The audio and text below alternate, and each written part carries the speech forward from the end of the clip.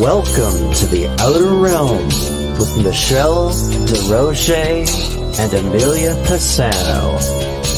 Airing live on the United Public Radio Network, 105.3 FM in New Orleans.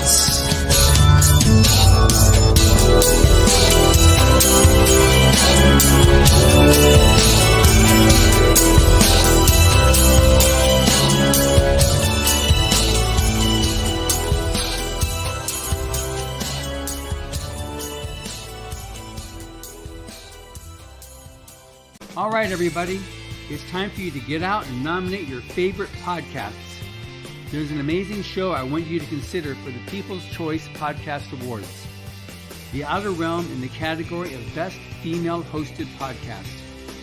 The Outer Realm is a very popular show hosted by Michelle Desrochers and Amelia Pisano, which boasts millions of listeners each week who are well known for and have been complimented on their very laid-back, roundtable style of interviewing.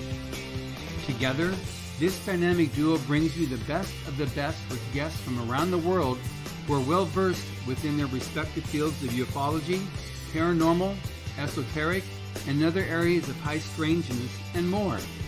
So go to podcastawards.com to nominate The Outer Realm in the category Best Female Hosted Podcast. That's podcastawards.com, and please take a moment and do it now. All right, everybody, it's time for you to get out and nominate your favorite podcast. Yes, it is that time of year again. There's a show I want you to consider for the People's Choice Podcast Awards, UFO Undercover, in the category of entertainment. UFO Undercover brings you some of the most revealing and current research that is being done with respect to alien abductions and contact. Host Joe Montaldo has been an abduction researcher for over 35 years and is uniquely qualified to bring you live interviews with some of the most well-known researchers in ufology. Go to podcastawards.com to nominate UFO Undercover in the category of entertainment. That's podcastawards.com, and please take a moment and get out and vote now. Good evening, everyone. Welcome to the Thursday night segment of The Outer Realm. We are broadcasting live on the United Public Radio Network, UFO Paranormal Radio Network 105.3 and 107.7 from the beautiful city of New Orleans.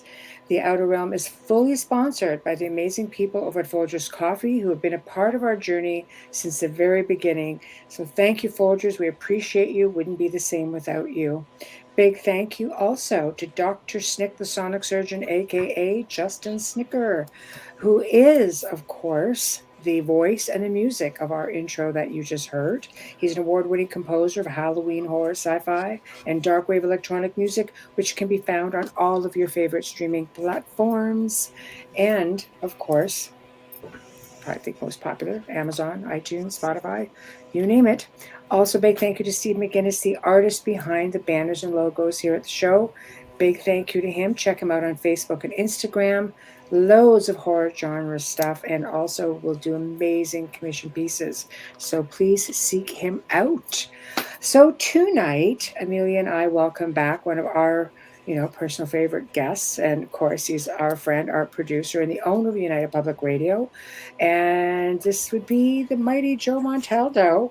And we're going to be discussing, anything UFO, as always, whistleblowers, reverse back engineering, ET races, and more. Maybe we can throw in, a few other exciting things and see what he's willing to share with us. So here he is. So wait. I thought we were talking about Wayne and I was getting a cabin in the woods in North Alaska.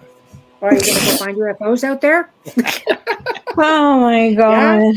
Yeah? I thought that's what.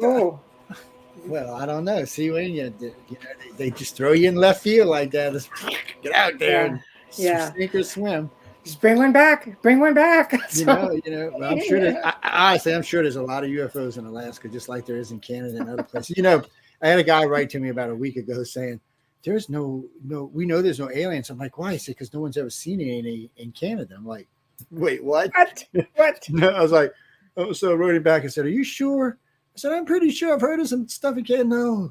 No, Joe, nothing's ever happened. We never even seen UFOs up here. So I started laughing. I said, call look, BS on that. I said, I would do a Maybe search them. for you. I said, but this is so elementary. Just go in and type in UFOs in Canada or aliens in Canada. I said, a couple 100,000 links are going to come up. So just take your time and go through them. I said, some might be real, some might be fake.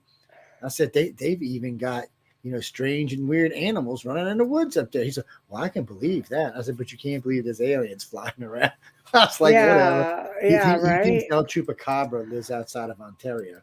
Well, I don't know And that they're here, but I don't know. Maybe I thought Canada was a little cold for El Chupacabra. He likes it, in South America, I in the middle of South America. So he likes to be around the equator. So I may find him on a Skinwalker Ranch somewhere. no, there's nothing at Skinwalker Ranch. It's not. It's just boringness. It's no. boringness. Saying that 3 weeks I spent out there, and look, I was like, wait, what? Skinwalker, what's going on? I was like, okay, let's go look around.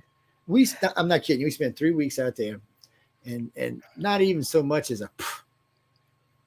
It was the only thing we found. We did find some anomalies like ultra high radiation. So actually, the reason we only stayed 3 weeks is because if you stay more than that, you're risking contaminating yourself. Do you think it's? I mean, there's a lot of ranches in that area, and they're coming forward now. And they are basically saying, you know what, we have anomalies as well. It's not just this one. They all share the same mesa, the whole top. Yes, and they're all probably being poisoned by somebody. We're not going to mention who, right? Because we don't get shut down. But definitely, I mean, the you could go right now. Anybody could do this. You can go buy one of these. Go to one of the survival stores and buy you a radiation badge. Clip it to yourself or clip it to your car. And go ride right through. You can ride through the desert right where we're talking about here, and see if the badge turns pink. Really? Before you even get close, it'll be pink. Yes, it's just a highly contaminated area. It's one of the first places cattle mutilation showed up, and the reason why is so they could test to find out if there was high radiation. It's one of the reasons I actually learned. It's one of the reasons I created the theory about cattle mutilations from spending that time out there, because I got to thinking about this. It was you're only finding cows where certain body parts move. So I started asking doctors, what would those body parts have in common? And I asked somebody in the military, and they said, well, that's where radiation would show up first. And then I asked a couple of doctors, said, yes, that's where radiation. So not only would it show up first, but it would show up in the highest concentrations there. So that's the parts that we're missing. So then the question came, why would an alien take a cow, remove its parts, and then put it back? Now, why would it do that? Because no one's ever actually seen one being mutilated. So that means they're taking them. Why? So, but they put them back. So then, and this was a sheer accident. I'm talking to a rancher, and he goes, well, thank God they put it back. At least now I can get my $7,500. And I just looked at him. So then I said, so these other ranchers, are their cows? He said, everybody who has any real cows are insured. He said, these are expensive animals. He said, a coyote could take them out. A wolf could take them. He said, a mountain lion might get one. He said, we keep them insured for those reasons. And he said, this cow was dead. Does it cover like alien No, it doesn't have to. Because all it's covered is, it just covered the cow died, and they don't know what killed the cow. They don't know if the parts were taken before or after, so they have to pay out the policy. It's very slick. And so they've paid out lots of these policies. I've even talked to a couple of insurance companies. They said they have no choice. They have to pay out the policy.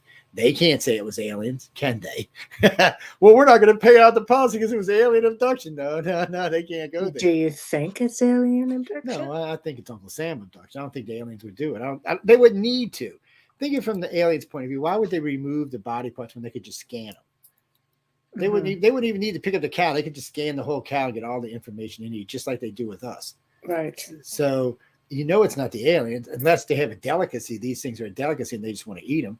But still, why would they leave the cow? Why not just dispose of the cow somewhere or disintegrate the cow so you never knew they were there? I mean, they're really good about, not leaving evidence behind. So that you could say they were there, but there's usually no evidence to corroborate it. So in this case, there still isn't. And by the majority of cattle mutilations, and I know Linda Moulton hates when I say this, there are skid marks found, like from a helicopter. So, and she goes, well, they couldn't have done the blood. I said, we've been having vacuum pumps since the 60s, actually since the 50s. We could suck anything. We can suck a cow dry in about 3 minutes. Just hook it up. It's empty. It's not. We've had lasers since the 60s. Now, granted, they were about the size of this desk I'm sitting at, but we still had them. But why would, so it's just easier for us to go in and take them, check them. And you can tell because there's other really odd things. Like there's no cattle mutilations really east of the Mississippi River. And there are cattle east of the Mississippi River. There's a lot in Louisiana. There's a lot in Mississippi. There's a lot in Georgia and Florida. But for some reason, they're not being mutilated because there was very little testing done east of the Mississippi River. Almost all of it, not all of it, but almost all of it was done west of the Mississippi River. And it was done in Nevada, Colorado, Arizona, New Mexico, and parts of California.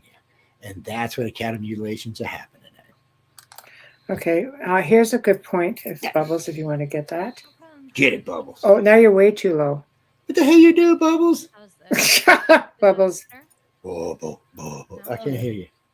This is crazy. It's one extreme to the next. Do you want me to get this one or do? Just go ahead. Okay. Wayne says, my thoughts on the animal mutilations. I think it's all part of instilling fear into the population by hinting that it might be something unworldly behind it. Well, I would think about that. I really would. But in the very beginning, no one knew that it happened. The only reason that anyone ever found out is some UFO guy by accident ran across a case of this, but it had been going on like 2 decades before that. The government was just doing this. And unfortunately for the government, it came up, but everybody thinks it's alien anyway. So it's a cover story for the government. It's an excellent cover story for the government. You can't ask for a better one. Okay, but why? It's aliens. I don't understand. Why would they want them? Because it's easy. They need to test for radiation. They were blowing up nuclear weapons, over 100 of them in that area. We have no idea how contaminated the water is, the food is, none of that. There's no monitoring stations anywhere in those 5 states except by Roswell to monitor radiation. And it is found all over the place. So by monitoring the cattle, they know if it's getting into the food. So they can stop it. So if a rancher tests positive, then they can go in and say it was mad cow disease or something and take the whole ranch out. And you ever notice the mad cow disease only happens west of the Mississippi River? So it seems like they're using it anytime they find a heavy contamination because some of those areas are going to be contaminated.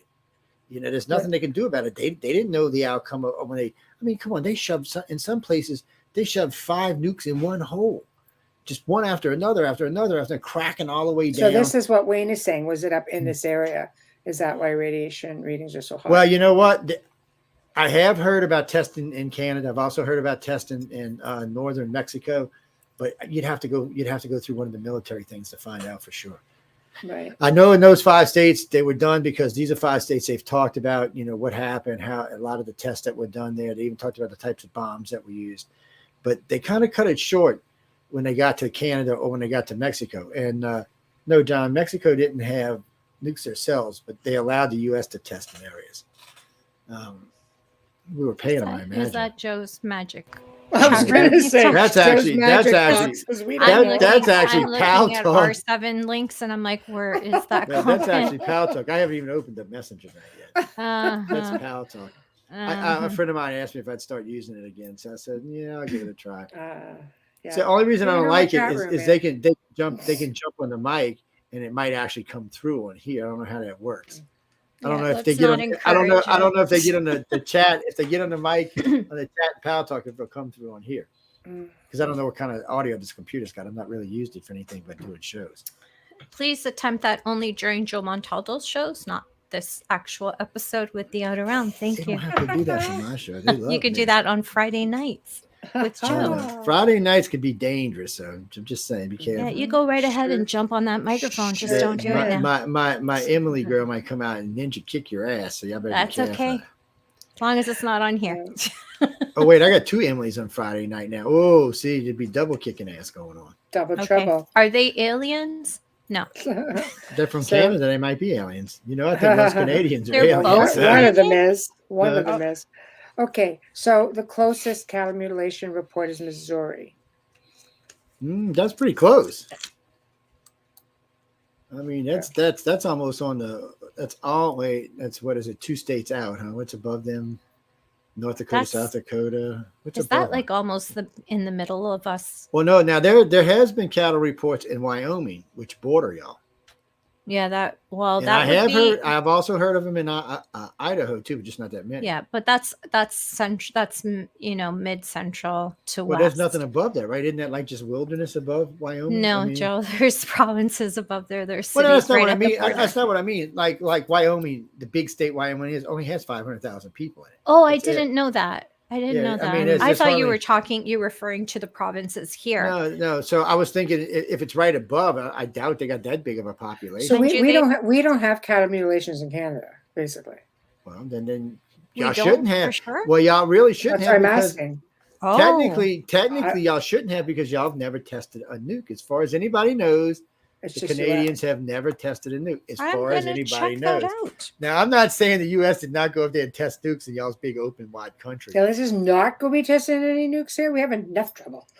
I'm just thinking. I would not rule out that some rich politician up there said, "Oh yeah, give us some money and you can come bury some nukes on the ground." That's not something I would rule out. I wouldn't. If I was a Canadian, I would not rule that out. Our politicians down here are no good bastards. Should I be just like hold on in private mode? I found it. Okay. I found it, and it's incredible that Joe mentioned Wyoming being up there because Alberta farmers were puzzled.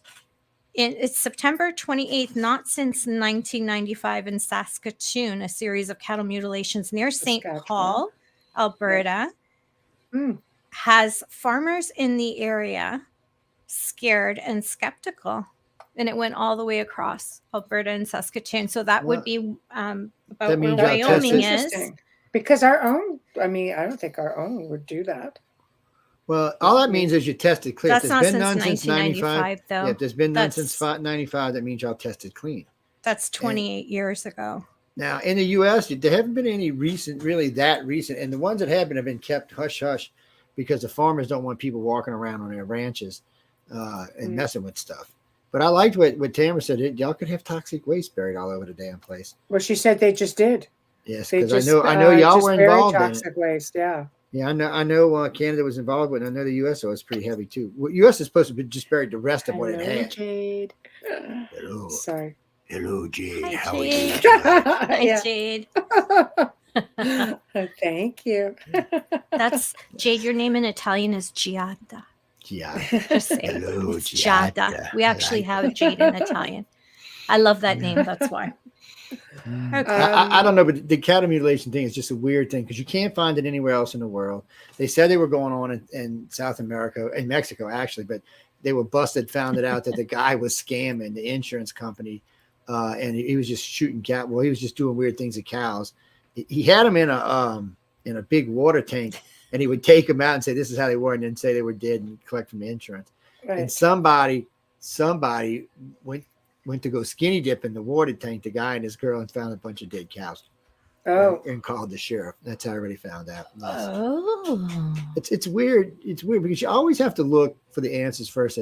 I got a rule. Technically, when I got in the field, God, longer than somebody's been alive in chat, I was.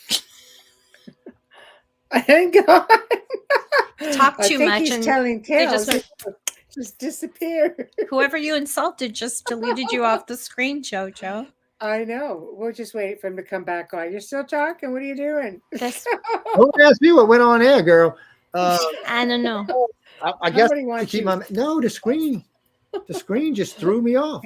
Tamara said aliens took you. Wayne said pop. Obviously, whatever we were saying, nobody wanted us to be talking about. I was like, oh, shit. Well, they don't like when we debunk stuff. It's never good. I remember when I think he was abducted and we just had time frozen. Check your watch. You see my watch? It tells time in alien time. She'd actually dial. See, that's what I'm wondering. How many hours did we just pass? Because I want to make sure I didn't buy anything on Amazon.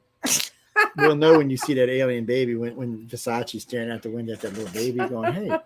Oh, wait, Versace can't see. He's partially blind. They could stand right in front of him and he wouldn't even know it. Yes, but dogs don't see necessarily through their eyes, do they? No, very perceptive. Okay, so where were you before you got beamed out? I don't know. We got beamed out of here. I know. Okay, so aliens just love y'all all. That's all I can say. Peace, love, and alien to what were we- everybody. Oh. What were we talking about for real? I don't know. See, the alien said, no, we don't want to talk about that anymore. No, you said that somebody doesn't like you. You were talking about aliens. Someone in chat. You've been doing this for longer than someone in chat. I don't remember. I know, huh? I've The been cows telling in the you you water. were Oh, yeah, we were abducted. talking about that. We were debunking the one down, the cow Thank you, mutilation Tamara, in you're South America. Yes, Tamara, you got a job. Yeah, no kidding.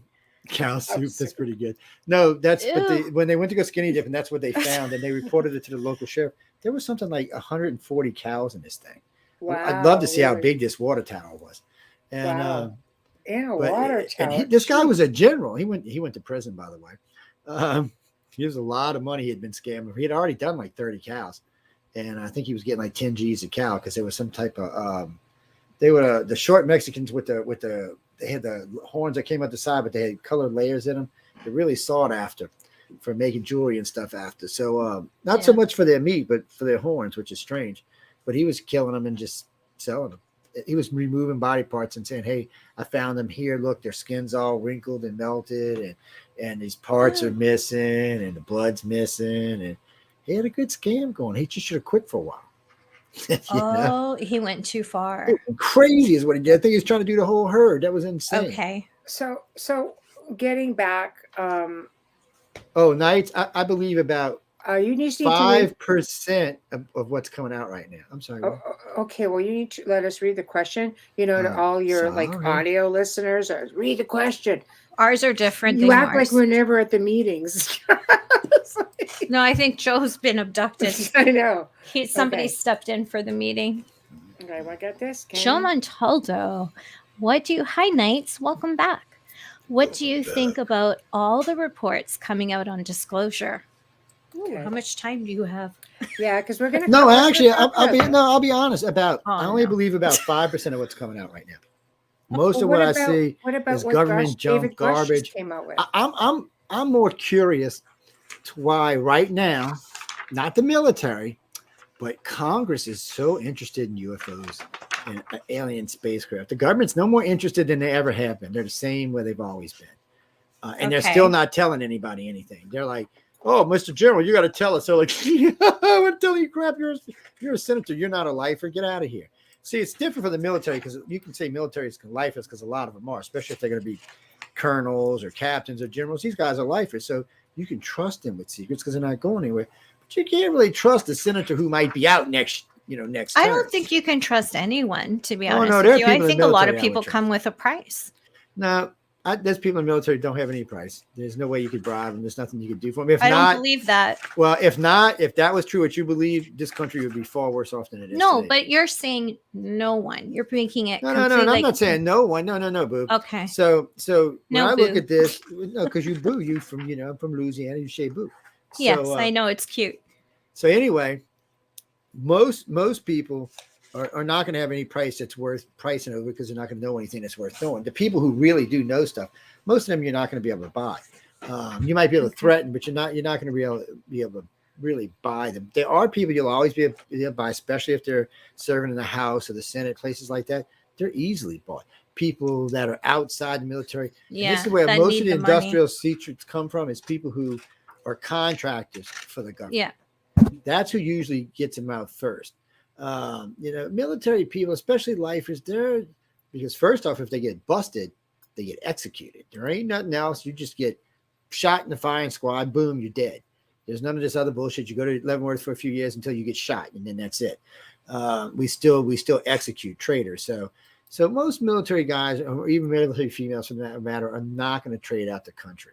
So if they were, we'd be in a much more dangerous, precarious situation than we are. So today. do you think maybe that this is done with permission? Because we have two really good comments here that would make some sense. Well, to go back to what for the Amelia knowledge, was so we just don't saying, get first mad. off, some people are approachable. So you always have to keep that in the back of your head. Oh, that's what spies are, right? That's why I'm saying. And then you've always got your unfortunately, your government that can't be trusted. I mean, I agree with Jada. You want to think that you really want to think that all of our congressmen and all of our senators are unapproachable, but deep down, you know it's not true. It's like Trudeau. We know Trudeau might as well learn Mandarin. Okay, and it's not just Americans who think that, or Mexicans or Brazilians. You're looking for miracles. That, So the problem is here is we know we've got issues as countries, and how you straighten these out. So this is a distraction, is what this. Oh, come on! What the hell? Wait, we can still see. Oh yeah, but I can't see y'all. It just goes. What's the scary part is you're the one running everything. I'm not running anything. It shouldn't be you. No, I know, but it shouldn't be you dropping. I'm talking about the whole network part. I'm not doing that. Y'all in control of the network tonight. I'm just sitting here. I'm not even on it. Technically, I said I'm not getting blamed for a change. Yeah, well, I'm not even on a network computer tonight. I'm just on a personal computer tonight, which I don't know why it keeps doing this. We'll just keep moving the mouse around, I guess. So basically, going back to, let's face it, whistleblowers. There's a lot. Like Bob Lazar. There's one. There's another big one. But why do you believe Bob Corey Lazar? Good, Dr. Greer. Sort of like, man, Dr. Greer. I would never believe a word of Dr. Greer ever came out of his mouth. No, but he's titled and labeled a whistleblower. We're not saying that we believe them. No. Greer doesn't know anything. People Greer knows stuff, supposedly. But Greer's been wrong. Think about it. So I did this just recently for something I'm going to be doing at the Washington Press Club in a couple of months. So this is how Greer breaks down. You can go back to 2005 and listen to the entire thing. Now, everything that was said in there was all stuff that was supposed to come to pass, which none of it has come to pass. It's kind of like Al Gore's 2016 date for when he made his movie. None of that came to pass either. I never saw that. You have to judge people by what they say and by their actions. Well, when you say a bunch of shit and nothing happens, ooh, you look pretty stupid. Nobody wants to talk about Greer because Greer makes money. I mean, his average, to go out with him on an average to go watch the spiritual aliens out at night on the beach is $3,600 a head. It's probably more than that now. It was $3,600 a head. It's probably more like $5,600 a head. So, really. I mean, and what does he know about spirituality? See, he was a doctor at New York General in the emergency room. And why did he quit a lucrative career to become an alien chaser? I don't know. It's pretty life-changing for people. It really puts. But what changed his life? He didn't see anything. He didn't have an experience. Wasn't he a surgeon? I don't know. They go back and forth on it, but most people say that he was asked to leave New York Hospital. Emergency room doctor. That's what he was. Emergency room doctor, not a surgeon. Most of the stuff you find out there about him, when people that know him say he was asked to leave. That's why. I don't know because my opinion. I don't believe everything he says. I don't. You shouldn't believe anything he says because nothing he said's come to pass yet. I just said I don't believe everything. But I mean, if anything he would have said for he's been in this for 20 years now. He's not wrong about JFK though. Actually, it's 18 years, but JFK has nothing to do with him. JFK no, but he's not wrong about that whole theory with JFK and Marilyn Monroe. He's not wrong. His theory though. He's just reciting about a dozen other people. That's not. I understand your point. There's a lot of people out there who are theorists. Yeah, I understand your other point. People he makes about $150,000 to $250,000 a year off of ufology. That's really? Bull. No, that's truth. No, not you. No, it's bull that he can do that. I'm not saying you. He's taking advantage of everybody in the field, and he's not really giving anything back in return. He's getting a bunch of bullshit back, but nothing he has said has come to pass. I liked Stephen in the beginning. I really did. We worked with him. We had meetings with him. We did shows with him, and then I started realizing as time went on, I started hearing about he wants you to come out on this retreat. It's $5,000 a head. I was just going to say he wants you to come out to this beach. It's $36 a head, and he would never take less than 12 people. You do the math. Man's making 40, 50 grand a trip to the beach. So do you remember the Russian scientists we talked about who were doing this in the 80s? Yes, they were doing CE5s at certain military bases to bring ET to them.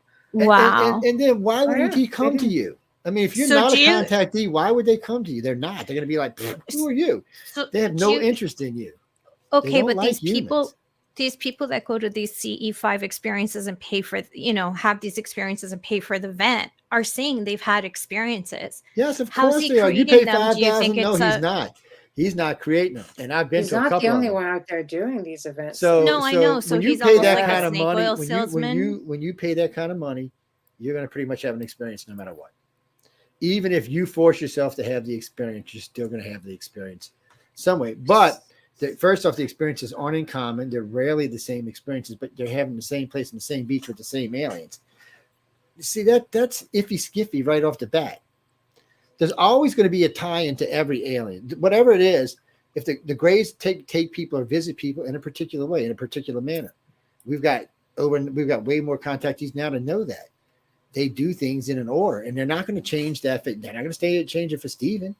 They're not going to change it for anybody. They're going to do things the way they want to do it. Okay. And why you have to ask yourself, why would a Grey, let's be honest, want to have any kind of spiritual event with a human? Can anybody listen to this show? And I know there's at least 2-3 million people listening. Anybody listening to this show, can you give me one credible reason why the Grey would want to have a spiritual thing with the humans? I'm putting my hand up. Go ahead, speak, woman. I'm like a speak. student. Because Me, me, we're me, me. freaking Speak, exceptional. woman. Some of No, us. we're not exceptional. Some of us. We're not I'm for them.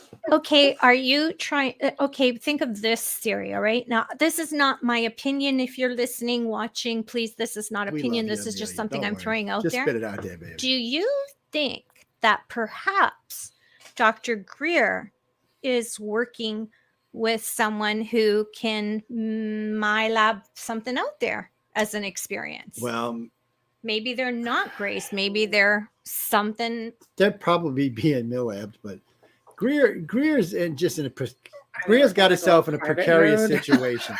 So He's- Greer can't really bunt up against the government at this point because He's got more lives he's than done. JT because there's hits on him, and I mean, I don't want anything to happen No, to him. nothing's gonna But happen to Greer. Greer belongs to the government. He's belonged to the government since day one. that was you my cannot get that many government witnesses to come out for you unless you're connected to the government. That was There's my no other point. way to Thank do you. So Thanks, Joe. So knowing that tells you right off the bat. All right, 56 kind of aliens. Nobody's seen 56 types of aliens. Right now, nobody's seen more than I think 6 or 7. Right, and that's a Um, stretch too. And that's a stretch. Yeah. 100 different type of craft. I can think of 5 right off the bat, and I can think of variations of those 5, but it's still the same craft. Might be But bigger, yes. might be smaller. Do you find CE5? Like I ask everybody this. Do you find? Sorry, Okay, guys. you know what? Yeah, that's Sorry not Joe. about I that. like really had enough of you. Sorry Do about that. you think that before we get to Jade's question, do you think Jade. CE5 is safe? Do you think people should be doing this? Well, yeah, I think they should do it all the time. Knowing Because what you unless know, I think they should have a ball doing it. I think you should have go out and a lot of fun. I don't think you should pay money for it, by the way. If you're paying money, you're getting ripped off because I anybody don't think who's, you need to. you don't. If you have the ability, I know you want somebody to show you how to do it. But yeah. first off, aliens are not going to come to somebody who's not a contactee, and Dr. Greer is not a contactee. So they're not going to come to that. Now, Are it doesn't you say they sure won't. about that, I'm though? positive about He it. sure claims he is. No, he's not. On ships. And We've shaked hands. I know for a fact he's not now. So it's not even that. He just Wow. doesn't know enough about the Greys to be a contactee. He just doesn't. but if there's you- if other you put races him in the other than corner- Greys. Not visiting the planet. There's only 3 races allowed to visit this planet. That's it. The Greys will take out anybody. Well, 4. They'll take anybody else that comes here out. That's what they're here for. They came here because of stupid reptilians and humans were going ape shit on our planet, making all kind of freaking trouble. So the light being said, you know what? Go get them before they start another freaking intergalactic war. Because they'd all just come out of a big war. So they came here and said, look, they went from the reptilians and the humans doing the majority of contact on this planet to the Greys doing the majority. So now the Greys do about 60% and the other two about 20% each. And they came here just to stop these 2 moron groups from starting a big intergalactic spat on our planet. Because they were just going to town. Because you had this so you had the Sumerians, which we're talking about in the Rebrew and all this stuff coming here, which we know isn't true. Now we know that Planet X doesn't exist in the way that they say Planet X exists. So science has already proved that can't work. So maybe a spaceship, but not any giant moon. It would have destroyed our planet as it came through. So Wow. we know that's not true. We also know that the Dogon talk about Numuro. Well, they're reptilians.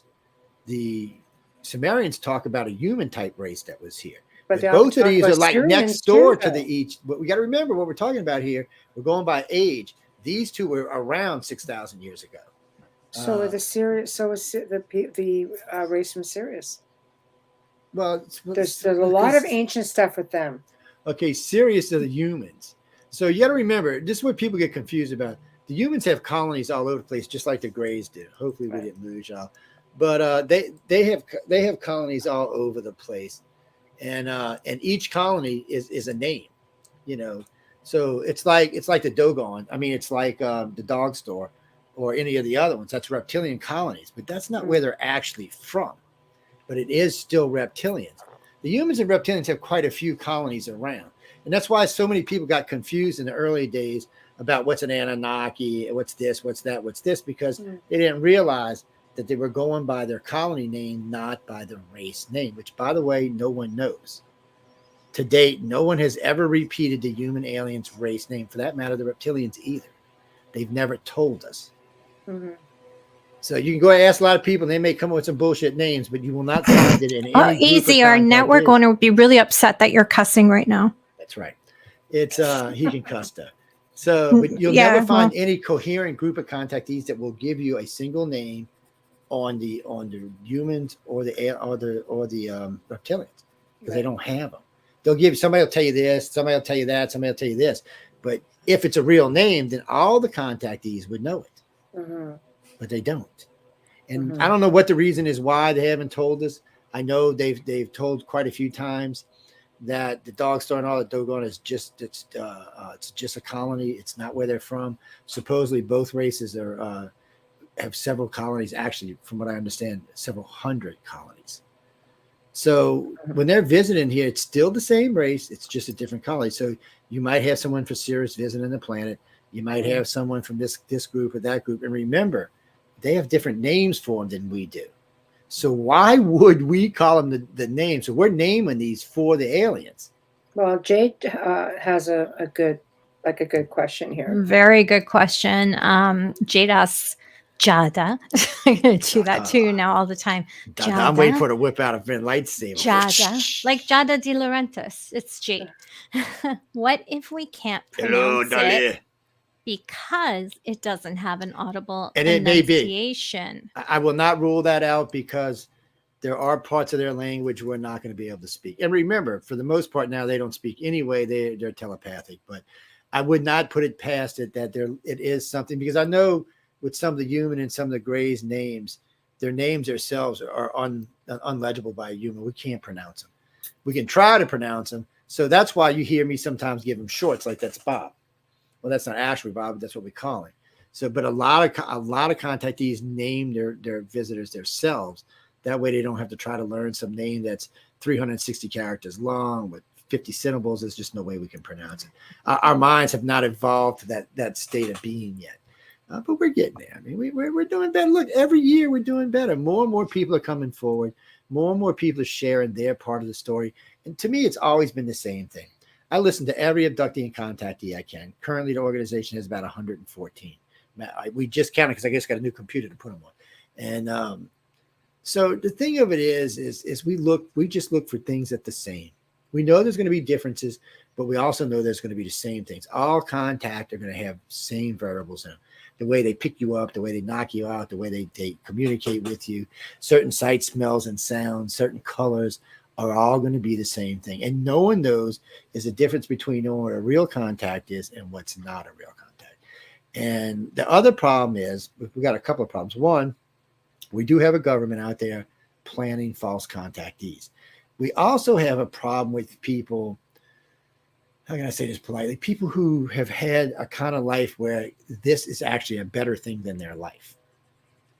So probably a third of everybody we've ever spoken to date, which is more than 250,000 people, is probably people who had something bad in their life happen and they covered it up with the dream or the illusion of contact.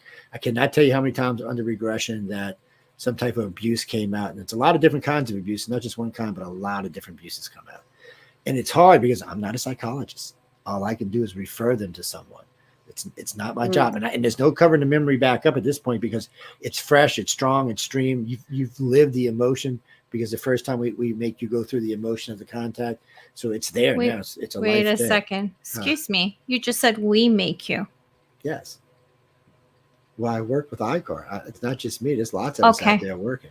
Right now, So the is that a biggest good group for idea, us is then? India. Well, I warn people all the Hypnosis, time it about messes people apoptosis. up. It does. You know. And as you've seen, if you don't close something, it keeps going. Now it gets less and less and less, but if you don't close it, which is, we didn't do, it leaves an It's kind of opening. like a Ouija board. It is. It just leaves an We're not opening talking into your about head. me, just so y'all know. Yeah, we're not talking about Michelle. No. And No. we'd have done a kind of hypnosis for Michelle. Yeah. First, we'd have Not Wayne on tie her ass Michelle. down. Yes, For we'd have someone Wayne else, tie her an actual ass person. down, just and give her some drugs, and then Yeah, we maybe. need to really specify that. Yeah. Yes. Wayne, I'm gonna send you some chains and some sodium amytal and some sodium pentothal. Mix it together. Give her two in her brownies and chain her ass down. Yeah.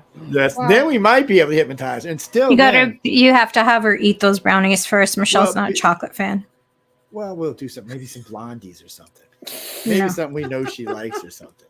No. Maybe Look, ET doesn't want. What do you like to guys. eat, Have Joe? you We'll ever give it thought- to you. Have you maybe I'm thought a about coon ass. I that? eat anything, girl. Come on. You eat It's anything? Yes, Stick I it in a frog just leg. stick I it in don't front of me. It'll get eaten.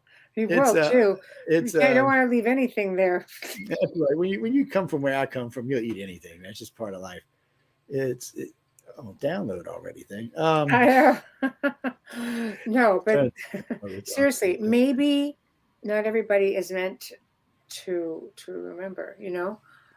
Well, no. So people, this is what they do. So like in this room and other times when we're doing this kind of stuff, you'll notice there are some people that are much more comfortable with this, much more willing to talk about this. It doesn't always mean they're right, mind you, but it means that they've come to terms with their experience. Now, unfortunately, we're humans and we can only understand things through our own understanding. So when you look at something, you can say, oh, it's this, and this. But since our brains only can go so much and our IQs can only go so high, we're missing something. Because the aliens, of course, can see at a higher level than we can and understand more than we do. So sometimes when they're telling us something, we miss the meanings or we get part of the meaning, which changes what the meaning is. Or when you're witnessing something or event on yourself or someone else, you may not always get it 100% right. It's unfortunately, we can, and of course, the more intelligent a person is, the more they're going to retain of what they've seen. But then it's a tough thing because, so if we did everybody in the room, right, let's just say everybody in the room was a contactee right now. So Dolly's been around the block a few times, so she understands this a little more. So if you go through this and you go through each individual in here, and if they're all contactees, there are going to be similarities in what happened to them. And then there's going to be this part that's entirely different. It's a double thing. So part of it is what you made of the contact, and part of it is what the alien made of the contact. And then there's the truth. So it's like a three-edged sword, basically. Your view, my view, and the truth. And that's really how it is. And because the Greys, especially the Greys, they're just so far ahead of us. It's hard for them to enter. See, with the humans and reptilians, it's different. They're way far ahead of us, but they still remember being us. In other words, they remember being the awkward, fumbling, dumbass people who might nuke their own planet or go out in space and do something stupid. They remember that still. The Greys do not. The Greys do not think it's funny. It's like the Queen. It's not amusing. That's just how they are. They know way more than the other races put together, and they want to see mankind make it.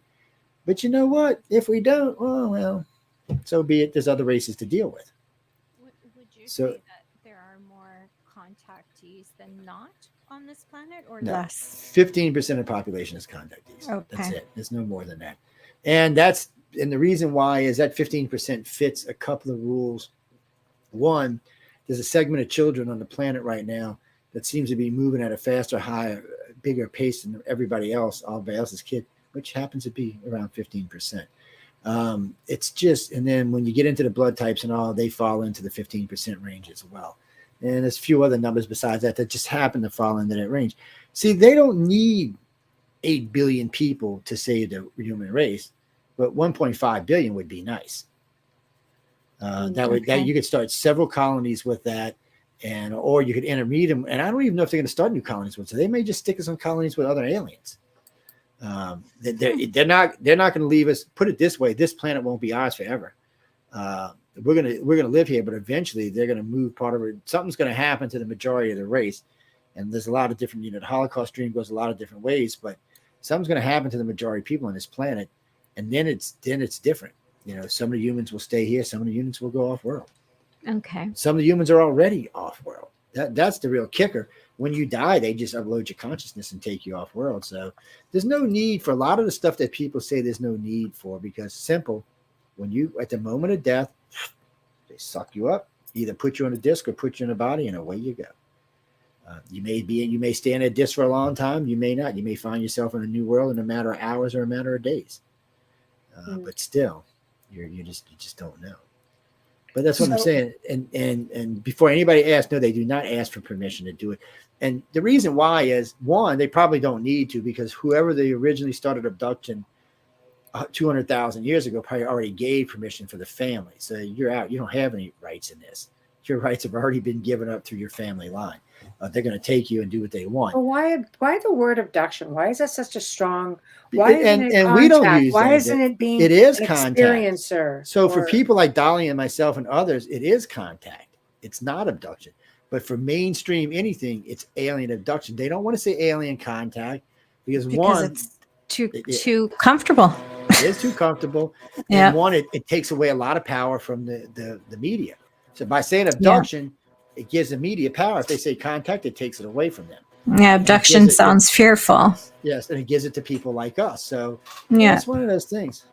What do you put that abduction word in front of? Is a missing child. My child's been abducted. This is, yes, and that's true. But this is how I break it down for people now to make it easy. So if you're waking up and you're having these horrible dreams, or you're having these dreams, or you've seen something in your house, but you don't know anything about it, you can consider yourself an abductee, because you don't know what's going on. Once you make first contact, once you open your eyes on board a ship and you realize what's going on, you're now a contactee. Once you start talking about it, you are definitely a contactee. Dolly's not even really a contactee. Dolly's more like a communicator, or there's a couple of other ones. She could be considered a what do they call them? Damn, I forget right now. But there's a couple of other terms, because contactee means that you're a contactee, but usually the people who have advanced over that, there's another term for, because they really do want people out there talking and communicating about it. Oh, they're keepers. That's what they are. Keepers are the ones that work with the contactees and the abductees. They're inside the group. They know more about what's going on than anybody else does, because they're privy to the information, but they still don't know everything by any means. I would never, ever, ever tell anyone 100% of what I've experienced. That would be utterly ridiculous for me. Well, because there's no 100% anyway. I give certain bits of information. I would never 100% give. No way. Well, it's for us. Okay. Yeah. No, I'm just saying. Yeah, I think you have to be careful with stuff like that. Well, you have to. Well, see, ICAR only gives out 50%. So 50% of what we call abduction criteria we've made public. The blood type study was on me. I shouldn't have made it public. It turned into too many people just took it for a whole thing that it shouldn't have been taken for. And because it's not, it was designed for a particular reason. And see, you definitely not definitely, but it's O negative alone means you have at least a 60% chance of being taken, of being an alien contactee or abductee.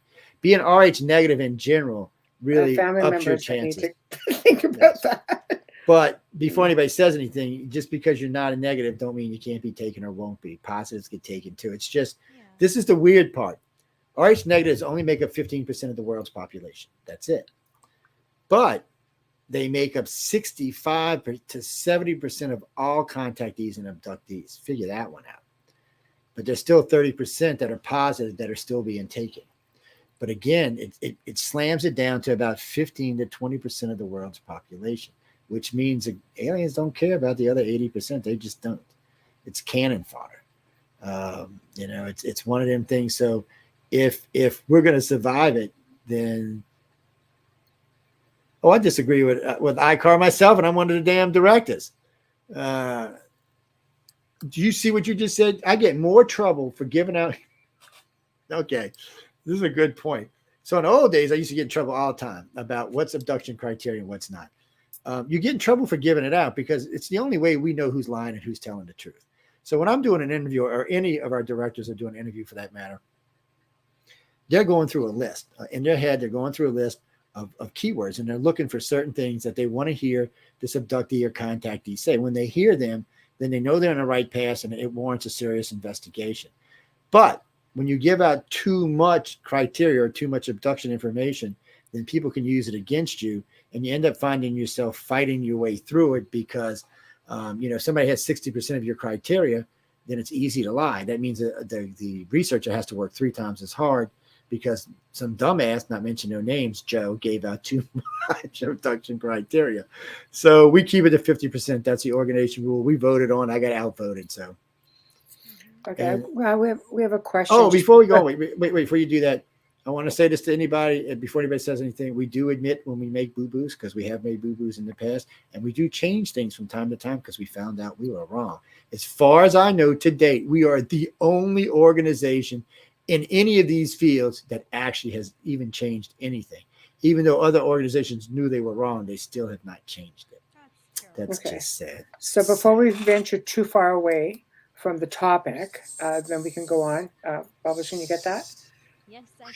Thank you, Terry. Welcome, Terry. Do you think that that's where a lot of missing people have gone then? Well, I'm guessing abduction? So most of the time when they take somebody permanently, they're on their way out, meaning they're dying. And that way they're not really missed. They don't like taking people that's going to be missed because there's a lot of questions get asked. And it also can cause harm inside family members where other abductees may live. So, usually if there's one abductee, there's more. Occasionally you'll find an abductee out on their own because they've just could not figure out how to live with life wherever they were and had to get out on their own to strike it up. Because some families have, families that are supportive and some families don't. I mean, some families, if you walk up, I've had friends and I've seen people get divorced because one said they were being taken by aliens and the other ones didn't. I will tell you a little secret though. So far, every marriage that I've seen now where the 2 people were abductees or contactees, and some of them now are going on 30 years. None of them have ended in divorce. None of them. And they know so much. Well, because first it's 2 reasons. One, they spend time chatting with each other online, so they learn a lot. But they spend a lot of time on board the ship with each other, so they learned even more. They became very comfortable with each other. They get married. It's like being on board the ship. They're all happy doing their life. And when one gets taken, the other one's there for support. It's a different way of living. It's a much better way of living than the ones where, there's no support.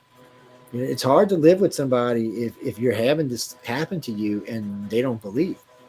Sometimes it's not just belief, it's fear. It is fear. Sometimes it is fear. They're afraid of what they can't control. Nights. Technically, there's 5. I always say there's 4, but it's technically 5. So there's the light beings who rarely come visit. And they don't usually come visit in whole either, by the way. Let me correct that. They usually take a piece of themselves and stick it in somebody and send them to Earth. So the question to Joe's answer. The question to Joe's answer is: you said there are 4 races coming to the Earth. Yes, Who is the 4th one? Thank you. This is what happens when your boss comes on the show. Yeah, y'all supposed to be working the buttons, not me. See, if I was working buttons and stuff, you're not supposed to read anything unless it's on the guest screen. All right. I'll be so anyway. So as far as the light beings, they rarely do come to Earth. They usually are part of one of the races that visit. They can't really get around humans that much. If they came here as intact, they would burn up any human around them. They're like, I guess the best way to call them would be like liquid plasma. And then you've got the grays, the reptilians, the humans, and the white. And of course, we can always count the cleanup crew, which is the browns, but they don't come to visit. They just come to clean up. Whites, yeah. The tall whites and then the browns. We have enough evidence for the tall whites. And that's the problem. So we're talking 5 races here that we have evidence for. Where's the other 51 races that we're supposed to have evidence for? And there's none. Now, there is one alien that goes by Khufu or Khufu, whatever his name is. So he does appear from time to time as like a guy who intervenes, like people who are being abducted or people who are being taken by government, like the MILAB. He's been just seen. He's big, tall, kind of weird looking thing. And he just intervenes from time to time. I have no idea if that's true or not. He's called Khufu. Oh no, I'm saying the name wrong. But there's a religion that actually believes in this thing, and then there's a bunch of other people who in the 50s and 60s said they saw him, and he would just show up when somebody was in distress. But he was an alien of some sort. Almost like I can't remember his name though. It's What I think you're talking about Ebens, because this is the thing that's circulating right now. EBEN. no, the one that you talked about yesterday. Yeah, but this started with a K, and he was really big, and it was just one of them, and it'd been on our planet for a very, very, very, very long time. It's just funny because Khufu is a Sicilian dialect, and it means who did it. That's also Who did Pharaoh. Yeah. It's I'll have to find his name, but I haven't heard the stories recently, except for when I was talking to somebody about a particular religion that came up. Is he almost like a Mothman kind of thing? No, he's just, it's just weird. The people I've heard talk about it actually were credible. I just didn't understand exactly what this alien was supposed to be, or who it was, or was it just something that was manifested? Was it something that was made by the government? You got to remember, people, the government's sneaky little no good bastards, and they will fake stuff. So thanks, YouTube.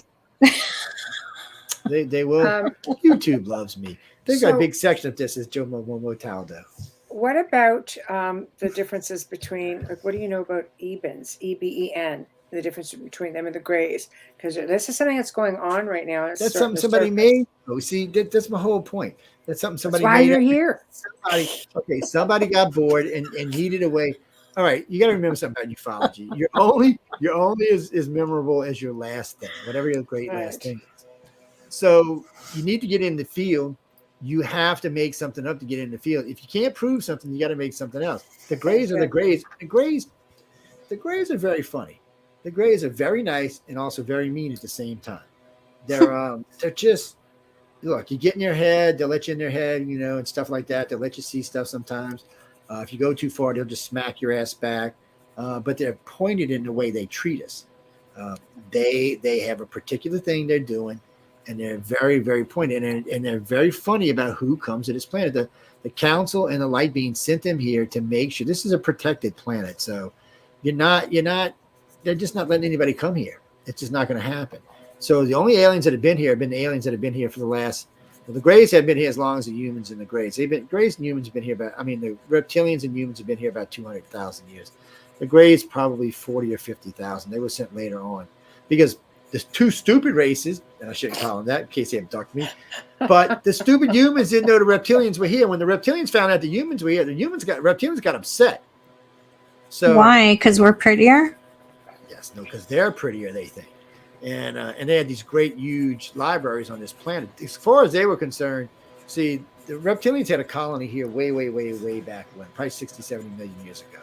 When the big rock came, they left for a while. When they came back, they're doing their thing. They seen some weird-looking humans. They're talking to them. And these weird humans that they found the doggone just said, oh, wait, there's some big cities down there you should go check on. So they go find these big, huge cities, reptilian aliens all over, human aliens all over the place. Making slaves, changing things, stealing gold, doing whatever they can. Well, they got hacked off. First thing they did was started stealing the women. They raped the women. They sent the women back. The women had children. No, that's not what I'm laughing at. Yeah. The children were born were different. And they were different in a major way. It sounds to me that with these Ebens, whatever, anybody who's interested, I like to bring things to the surface because I research a lot. But if you check out Gaia on a show called Cosmic Disclosure, season 17, with Emery Smith, who I really like.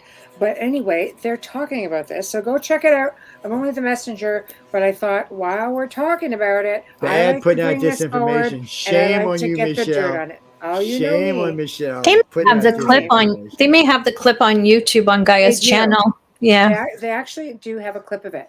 I like to bring things to the surface because I want it straightened out. I want to know if it's misinformation. I want it to be labeled misinformation, and I want to bring it out. We have a lot of listeners who trust the information that they hear over here on the show, and there you have it. So I don't know enough about it. I haven't watched the segment, but I came across it, I and know, I Dolly. thought, We you know got to what? teach I want these to rookies, ask. man. We got to teach these rookies. I know. I want to ask. That's all I'm we got saying. to teach these rookies. I don't know who you calling a rookie. And you got to remember to start off with, and this is probably why the dummies confused. There's not just one grade. First off, none of them are great. I mean, let's just be honest. None of them are great to start off with, just not the actual color of them. Secondly, grades come in 3, 5, 6, 7, and 9 feet. And they come in at least a variety of at least 5 colors that I know of. So, yes, you've probably seen the same alien. You're just thinking, oh, it's a new. No, it's not. It's the same damn Joe's a alien. gray. They're not. I'm telling you now, the grays are they packed it. Allows aliens on this planet is solid. They don't even like the tall whites being here. They tolerate them because they snuck here and they've been here and they're friends with the U.S. government. But that's the only reason they tolerate it. What do you mean the tall whites are friends with the U.S. government? The U.S. government's the one that gave them. They're out at Area 53. They've been out there now for 50 years at least. Area 53? Yeah, there's several areas out there. That whole New I Mexican didn't know there. I So only know look, of 51. Like, I don't know. If you ever go look at the map, so you go look at the map in Las Vegas, you'll look up and to the right, you'll notice there's a big empty area that goes all the way around that. Well, that all belongs to the government. It's all a no-fly zone. So you're saying Nevada? Yeah, it's pretty much half the state. Okay. But it's Can not I just just say something? And we're not going into this topic. I'm just making a comment that is something you can look up. The most missing children that go missing come out of the state of Nevada. That's just Wouldn't food for surprise thought. me. I'm going to leave it there.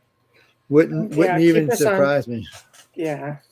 Well, Here's a question. Doug Michelle all the time. Last time I was on this. That's a statistic that you can Google on anywhere. But the last time I was on this ship with Michelle, she was trying to choke out one of the little girls. I said, Michelle, you can't do that.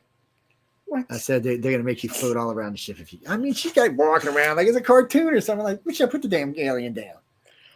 Oh, you gotta watch her all the time, people. She's bad. I'm lost. I'm alien friendly. There's one sitting in the back. Yes, she's alien friendly. She's banging his head in the wall, and she poor Gray was like, I rub his Buddha belly and everything. The Gray was like, he looked like he was drunk or something after Michelle got. Yeah, he's happy. He's sitting in a like 300-year-old chair. He's loving it. I'm living vicariously through him. Well, Night Purple. See, the thing about the Grays is funny. There's can we ask the question first before you start? What? Okay, go ahead, Amelia. Because you're doing that thing again. Okay. Terry says that's messed up. This is a guy because you remember. Look, I had to close my messenger so I wouldn't read off my messenger. So y'all should be glad. Don't even. Go ahead, Amelia. Okay. Terry says that's messed up. How do you know if you were taken from the government versus the Grays, etc., etc.? You need to find someone like me, and I'll tell you if you were or not. Actually, sometimes you'll know. There's subtle differences. The government's the way they cover memories is not. See, the Grays now don't cover memories; they use loop memories, so it's a much different thing. So the government usually they'll use somebody that's empathic or telepathic, and they'll use sodium anisole, sodium pentothal. Y'all thought I was kidding earlier when I was talking about this, but it's true. It's the true serum drug. In case y'all didn't know that, that's what it's for. It's to make you tell the truth. Sodium pentothal. Yep. But it allows you to become very susceptible. So it's easy for someone to hypnotize you back into whatever they want you to believe, or to erase a memory, or to hide a memory. And if you happen to have a good hypnosis that's telepathic or empathic, you can make the scans much deeper, and you can put the memories much, much deeper, where you'll have to get somebody who really knows what they're doing, and somebody can bring somebody down to about a level 10 to pull it out. But, usually they're sloppy, they're fast. They put you around level 3, level 4. Oh, well, unless something triggers it, you won't remember. But you never know, people. Remember, sight, sounds, and smells can trigger memories. That's why I tell people, if you've been abducted, go around stuff, just pay attention to your sight, your senses, your smells, because it may trigger something. Okay, I put a lot of people on it. Dolly says, I'm a little shocked by this because I know a lot about Snowden. Chat room. Dolly says, Edward Snowden came out and said no government has anything in working deal with ET. They don't. That's a true statement, too. They don't. ET doesn't want to have anything to do. It's hard to make humans understand this. They always want to think we're the biggest, baddest, greatest thing, but we're not. When it comes to the universe, I wasn't aware Snowden had any association or contact with. Snowden had some, and then Mary Jane had some, whatever his real name his wife. is. No, Okay. you remember there was an 18-year-old, what was the guy that was releasing the documents in England?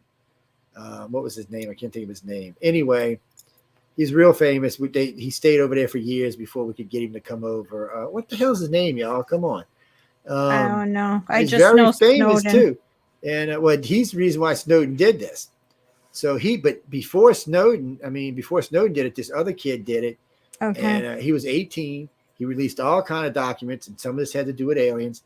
And then, of course, he was put in prison, and then he had a sex change while he was in prison, and then Obama let him out. Yes, I can't remember his name though for some reason. But he sent all of his stuff to the guy in England to release. He was staying at the embassy, the Ecuador embassy or something. What the hell is his name? But Snowden also had gotten information that suggested that the government didn't know anything. Dolly says Snowden had access to all government information, and that's why they wanted him to shut up. Yeah, I know a lot about Snowden. This is just the first time that I've heard that. Thank you for that.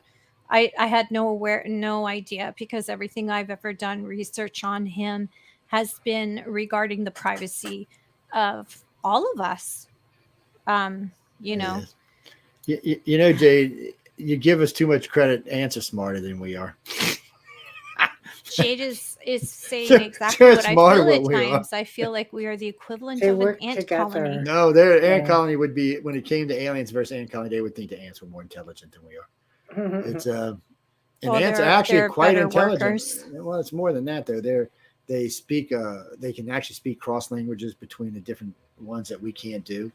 They already know how to get across. There's a lot of things they can do that humans haven't figured out yet. Come on, I'm watching build ant bridges across the thing to save their colonies. We can't do that. We'd have to go get heavy equipment and shit. Yeah. It's just fun. I mean, it's there are MILABs, unfortunately, but I can tell y'all how to avoid MILABs. Don't ever say you're an abductee or a contactee. Don't involve your family, and stay out of it. You won't have to deal with it. See, like Betty and Barney Hill. Betty was not the contactee. I know I'm going to catch flack about it, but she wasn't. Barney was a contactee. Barney had had these problems since he was a young kid. Barney had been seeing a psychologist since he was like 6. Did you tell Kathleen Martin that? I've told Kathleen Martin this, and I've actually argued this and debated with her. And but anyway, we talked about this many times. So I said, no, he was the one. And you just go by the evidence. I tell people always the same thing. You don't go by the hearsay, you go by the evidence. And the evidence showed that he was the one that was in having the problems. He was the one that was friends with the 3 captains. He was the ones that the government, he was the one invited to the White House. None of this had anything to do with Betty. Betty didn't even say anything about this until according to the ship over there. And then some of the stuff she said there, let me know beyond any reasonable doubt that it was a military abduction, not in the contact. And that's when me and Kathleen Maldron got into it. So this is what Kathleen did, by the way. She would not admit that was the military abduction, but she said after that there were military abductions. Okay, well, she's not here to defend herself. Well, no, but you don't have to. So yeah. On the ICAR website is the argument. I posted. See, because I'm an honest person, I put her argument and my argument side by side. Hers is in red, mine is in black. You could read it for yourself. And she approved it. She signed off. That's nice of you. So you can pick whichever side you want to pick in this argument. Both were good discussions, but there was things that Kathleen took advantage of, like she changed the pull-down map to a flip-on flat screen TV. Well, that is not what Betty said. Betty said it was a pull-down map, plain and clearly. She said the book that the guy handed her was a book, where a regular book. To this date, I have never heard any abductee ever say they were given a book, ever. I mean that and I've never heard about a pull down. No, never. Nothing but a U.S. military base. I have never heard that on any abductee at all. Usually they're like, oh, there's this weird screen thing and it's lighting up the side of the walls and it's floating. There's shit going everywhere. I have no idea what I'm looking at. That's what you usually hear. And it's not like a little TV. It's like the whole thing lights up. So there are things like, and then there was stuff like they came to the car and walked them out of the car and then walked them up a ramp. 4 steps actually into the ship. Okay, to date, I've never heard anybody walking up steps to a spacecraft ever. So there's things with the case that are just actually that tells you it was a military abduction. The biggest part is they were in Canada the day before. They were up there with y'all Canucks. So while they were in Canada, they stayed at a hotel, they had breakfast, they asked for directions home. So let's start with that. If you asked the two of them, what hotel did you stay in? They couldn't remember. Now this is, you could remember a hotel you stayed in. Okay, let's say you couldn't. So later that morning, a couple of minutes after you checked out, you were sitting across the street at the restaurant, which I couldn't remember the name of, looking at the hotel sign. Both of them said this, by the way, and still couldn't remember the name of the hotel. Then later that day, they stopped and asked for directions to get home back to America. One of them said he was a redheaded white Irishman, and the other one said he was a black cop. Barney said he was a black cop. She said he was a white Irishman. Okay, that's two entirely different descriptions of the same person. But that's an impossibility. Couldn't be possible that they had two if different experiences? Yeah, if it was a Mill Yes. That's what I'm saying. Not because it wouldn't have happened with an alien. That's not how. No, you're not going to have a police officer come to you as an alien. So what happened is we know they probably never stayed at the hotel, or if they did, they were taken either right before they got there, or right after. When they were re-released, they were probably the first thing they seen was probably they probably saw this person and they stopped, not realizing that was their first contact with the government. That was a check, and that was just a check to see if they had actually been taken, because they've been following Barney his whole life. So they always had someone tailing him. So once they knew that, they set up the military abduction in wherever it was, Vermont, or wherever it was when they came back into the United States. For some reason, they didn't want to military abduct them in Canada. I guess it would have been a vagrant thing of, sovereign territory. So they waited till they got back to the United States. They report seeing this thing. Well, they would have been easier spotted because they said this thing floated along, and then it landed, and then the stairs came out, and then people, not aliens, 4 men dressed in black shoes, black pants, black shirts, and black duckbill caps. That sounds American. Looped their arms underneath them and brought them back to the craft. Now, when they got to the craft, they took skin shavings, with a razor. They took fluid samples. They took all kinds of samples, but samples you would hear like the CDC tape. There was also 2 people there dressed in what you would consider C2C outfits, just like Travis Walton's seen. So that's the recovery team. And that's the team that did all the experiments on him and sent him home. Then she's talking with the guy. Yeah, remember, this is her own words. Oh, I was talking with such and such. The guy had the big nose. Why Barney was being experimented on, because Barney was the contactee. He was the one that the aliens took care of. He's the one the aliens did stuff to. And therefore, he was the ones they were after. Betty was just allowed to see. And a lot of times they take couples where one of them is not an abducted. So it's not even the first time. And in this case, the government didn't have a choice. They needed to get to Barney while the evidence was still fresh. It was less than 12 hours. They wanted to get to him while it was still fresh. So they had to do it. Because sometimes they even take you with your dogs in the car with you. Oh, I don't like that. So, it's just, but it's hard for people to grasp. And then people get mad at me about the Betty and Barney Hill case. But when you find new evidence, because I got the original Simpsons tapes, I went through all of them. I listened to all of this. There's 69 and 70 and 71 interviews they did on radio and TV. And I mean, come on. It's no doubt who was the abductee, and there's no doubt when it happened. But because because Kathleen had wrote a book and she was pigeonholed into it, she had to stay there. If she would have been smart, she would have just said, hey, look, you know what? We need to re-edit this book and re-release it. That would have been smart, and it would have sold more books. Okay, we're going to actually pause there. We have some promos. Hello, Dolly. Jade, where are you at? But you talk. I'm just talking. You're trying to commandeer the damn show again. I swear to freaking Hello, God. damn right. How you doing, baby? Okay. We're going to let Amelia do a station review. And if you behave yourself, we'll play a couple of your Joe, please. promos. I know. Well, I have a question for Joe. No I have promos. one more question for Joe based on that, and then we can move forward. Not right now. I'm saying when we get back. Okay. Let me find my promo. I'm going I'm going to do this. Let's do and hopefully that. Yes. I will not be pure. Really? All right. Why isn't this working? You gotta be freaking kidding me. Okay. I'm gonna have to. I'm gonna play the promo. Go ahead. Okay, here we go. All right, everybody, it's time for you to get out and nominate your favorite podcast. Yes, it is that time of year again. There's a show I want you to consider for the People's Choice Podcast Awards. UFO Undercover in the category of entertainment. UFO Undercover brings you some of the most revealing and current research that is being done with respect to alien abductions and contact. Host Joe Montaldo has been an abduction researcher for over 35 years and is uniquely qualified to bring you live interviews with some of the most well-known researchers in ufology. Go to podcastawards.com to nominate UFO Undercover in the category of entertainment. That's podcastawards.com, and please take a moment and get out and vote now. No. It's time for you to get out and nominate your favorite podcasts. There's an amazing show I want you to consider for the People's Choice Podcast Awards. Writers and Illustrators of the Future podcast in 3 categories: education, storyteller drama, and art. For 4 years, the Writers and Illustrators of the Future podcast has provided advice and tips from international best-selling authors, world-class artists, contest judges and winners, and industry professionals based on the world-famous Writers of the Future contest created in 1983 by L. Ron Hubbard to help the aspiring writer and artist no matter their age.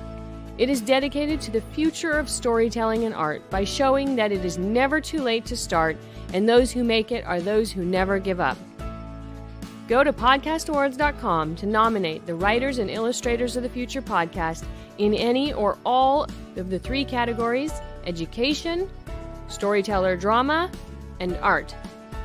That's podcastawards.com, and please take a moment and go out and vote now. Okay, you are listening to The Outer Realm with Michelle Desrochers and Amelia Pisano, coming to you live from the beautiful city of New Orleans on 105.3 and 107.7 FM radio. And we're currently streaming live right now on Roku if you're watching on the Thursday night. If not, it's okay. We're archived as well. Our guest tonight, who is putting us through hell and back. No, just kidding. We love him and adore him. I'm being nice to you. I love you, Jojo. I love you, Jojo. Don't talk while I'm talking. But anyway, I love you. I love you. We love having him on. He's such a joy, and he's got so much information, and he shares everything, which is really nice. Open book.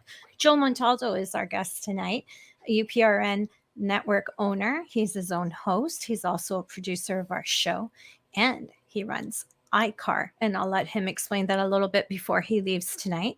If you're just tuning in and thinking, oh shoot, I missed all of this, don't worry about it, because you can stream our archives on any platform you use. Don't forget to share those shows with your friends and family. Help us grow.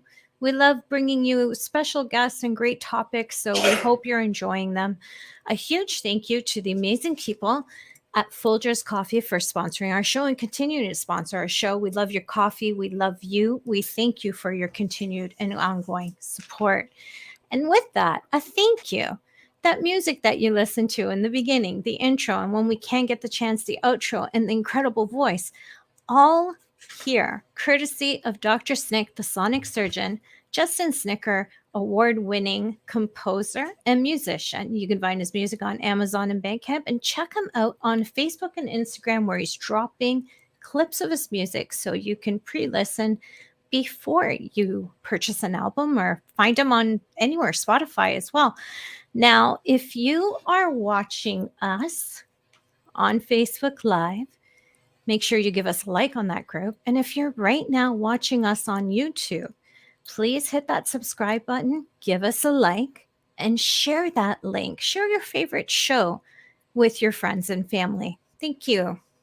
Okay, so Amelia, I'm going to let you ask your question, and then we've got a couple of comments. Wait, I got breaking news. Oh, freaking of course you do. I have breaking news. So I'm going to reveal a tall white to y'all.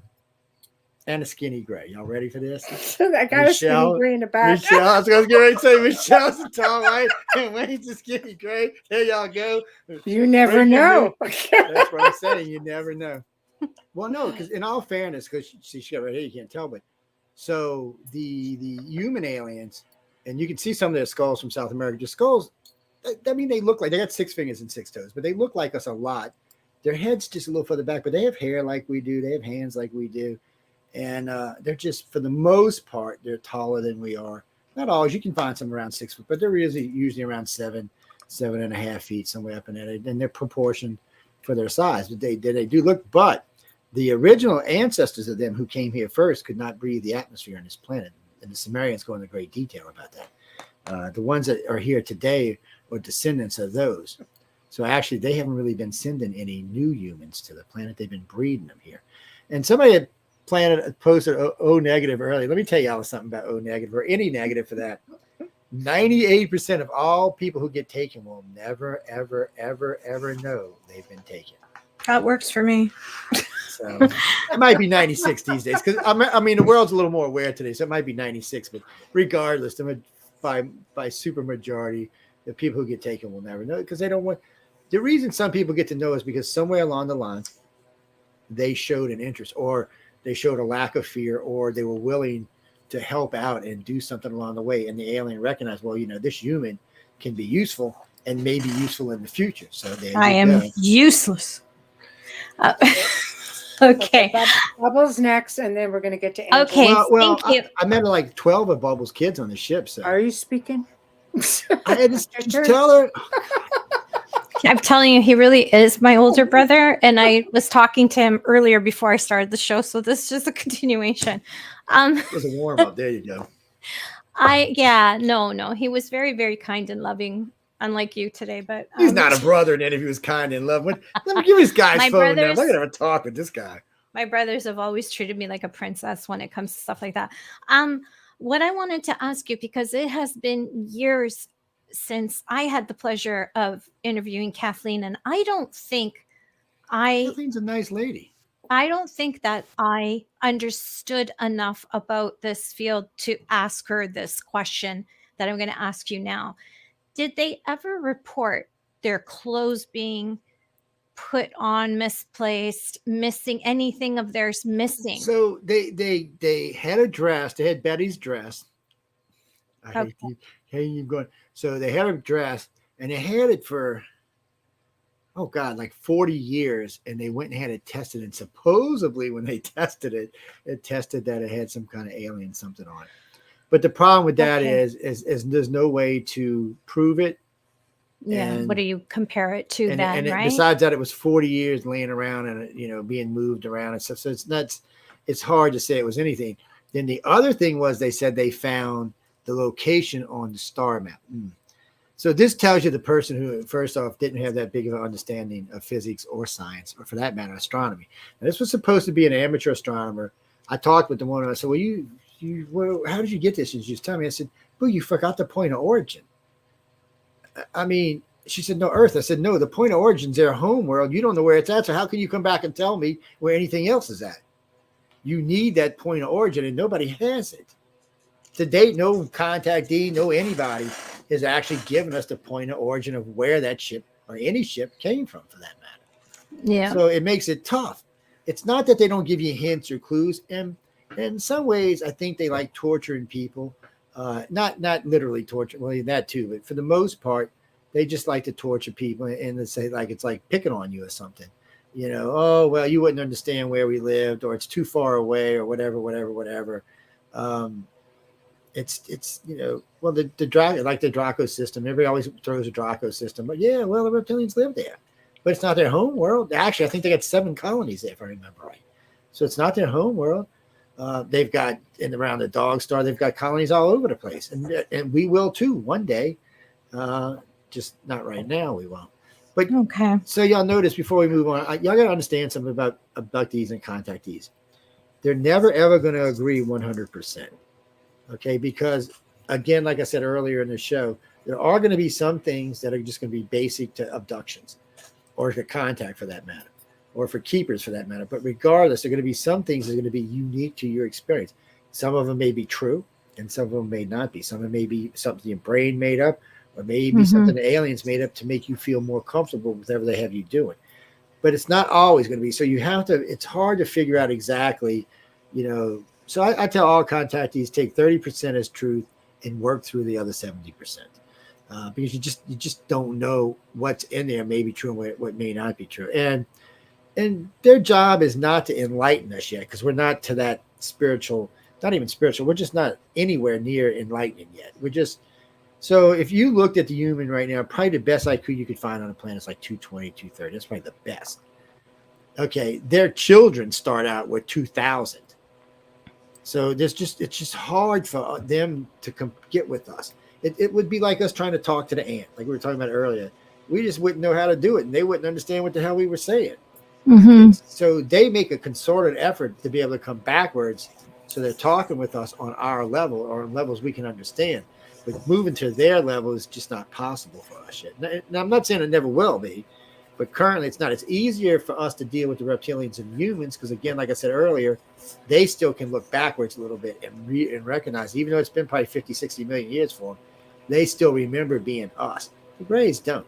The Greys been the galactic policemen for probably a billion years. The only thing more powerful for them in the universe right now is the damn light beams, and they work for them, so there's no real problem with that.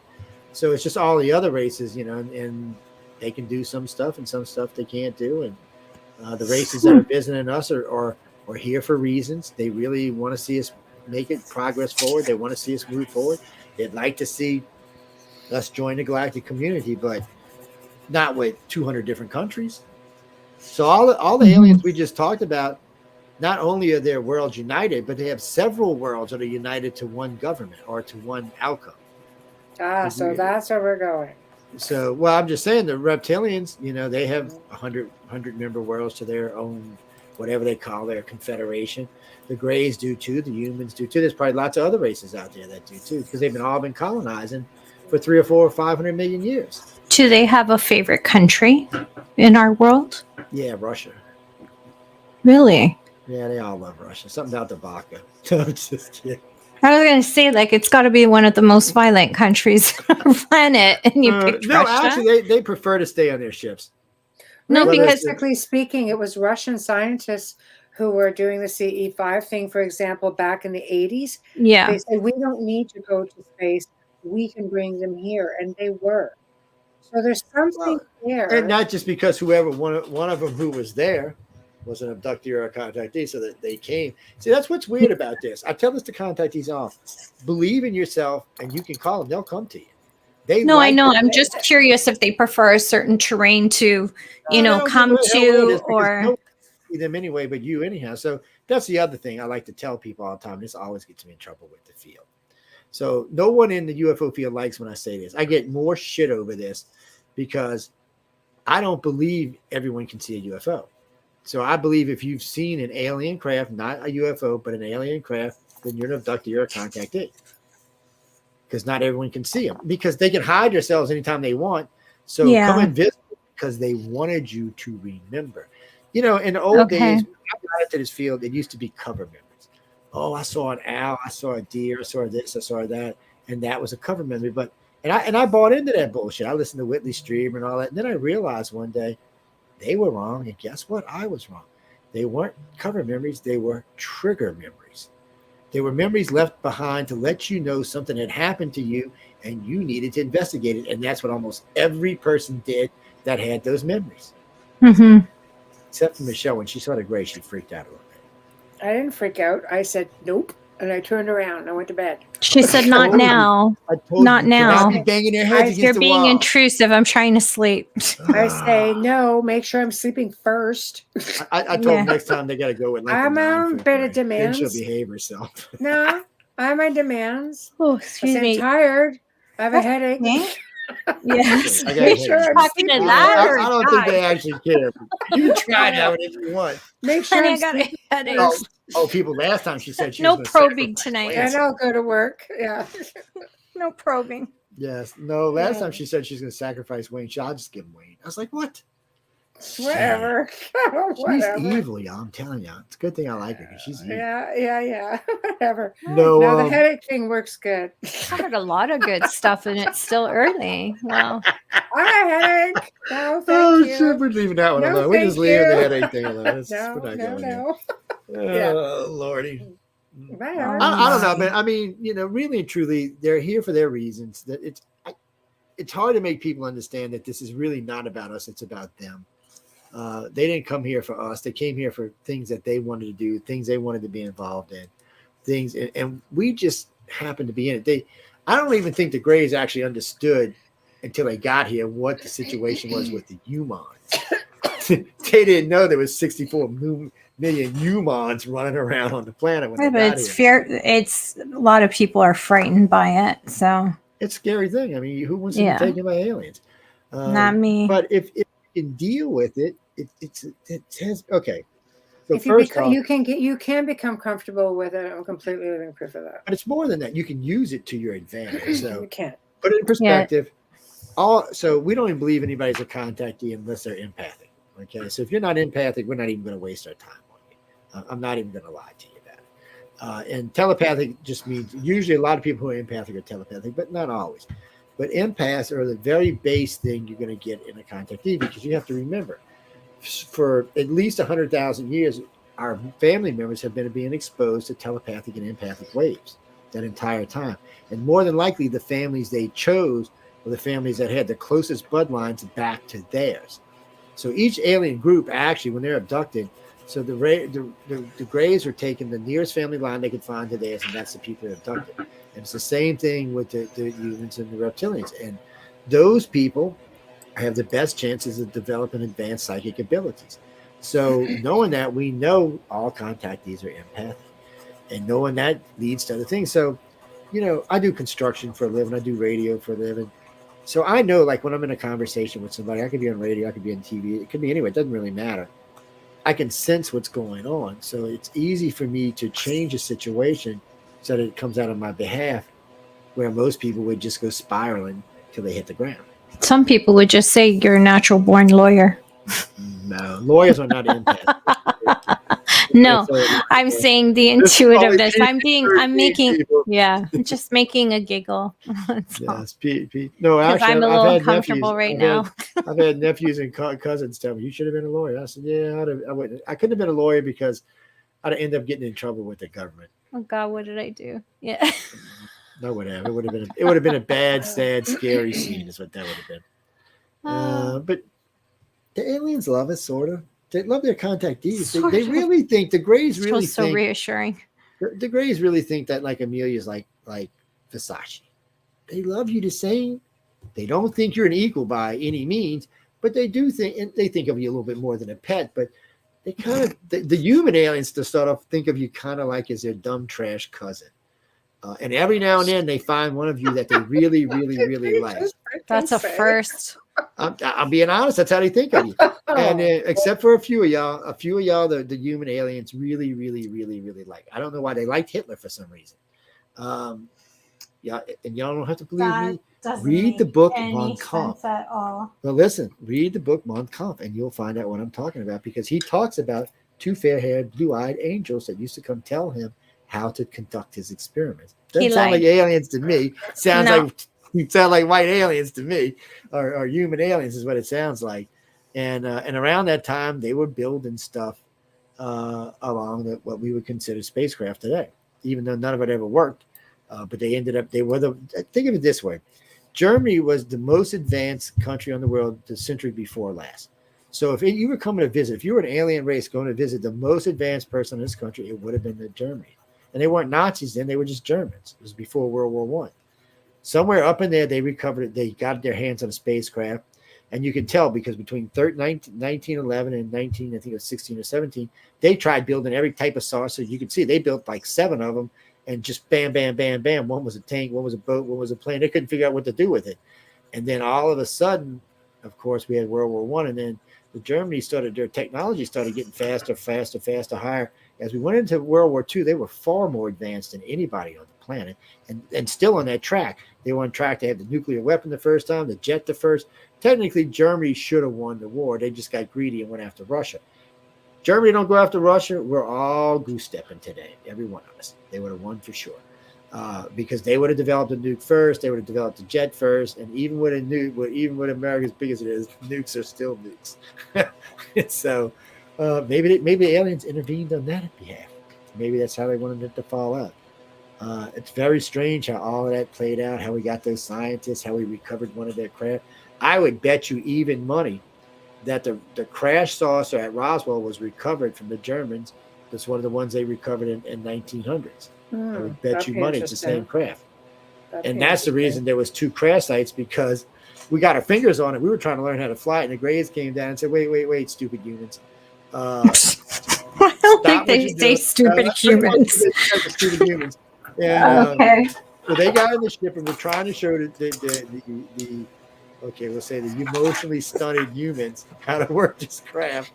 And we crashed the damn thing. So they hit the escape button. That's why it was 2 crash sites. There was the Mac Basil's Ranch where the escape pod came down, because any ship that's interstellar is not going to break up an impact. It's just not going to.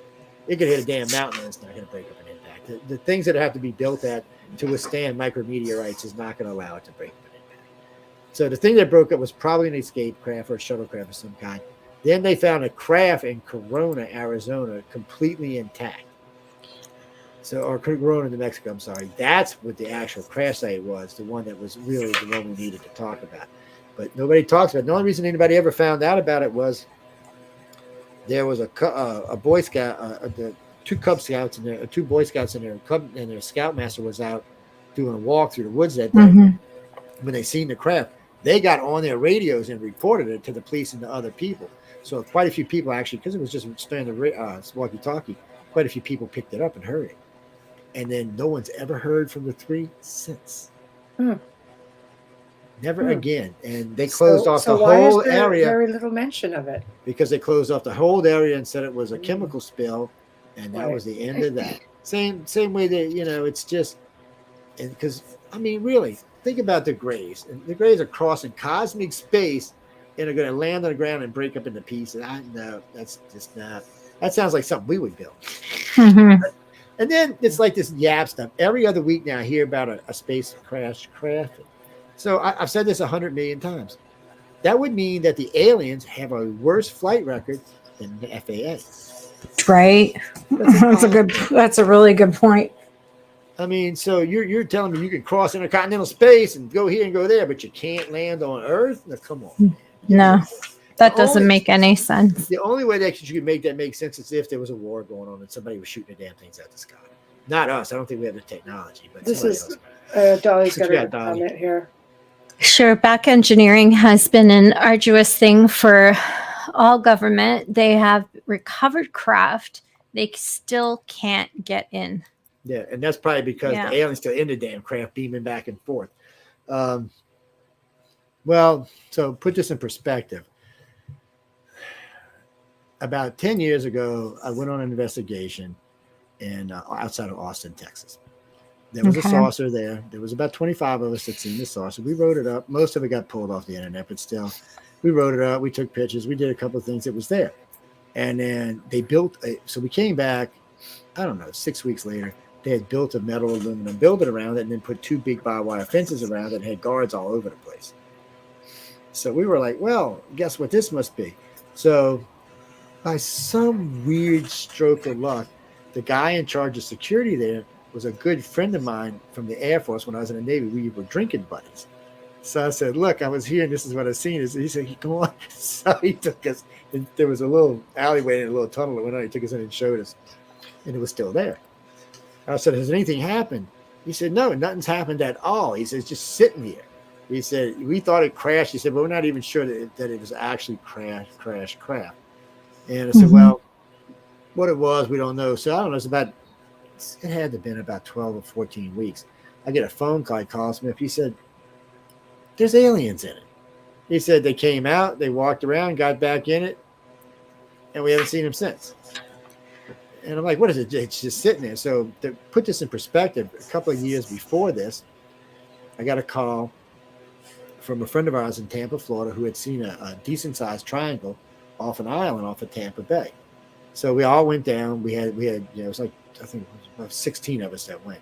So we flew down to Tampa. We rented a helicopter. We had all kind of equipment with us. We flew out to the island. The helicopter dropped us off. We had communication to call them when we needed them. So we're just sitting out there. We're all looking around, walking around with Geiger counters and meters and all kind of shit. And out of nowhere, there's like 14 Jeeps, just military Jeeps, just hauling ass through the sand.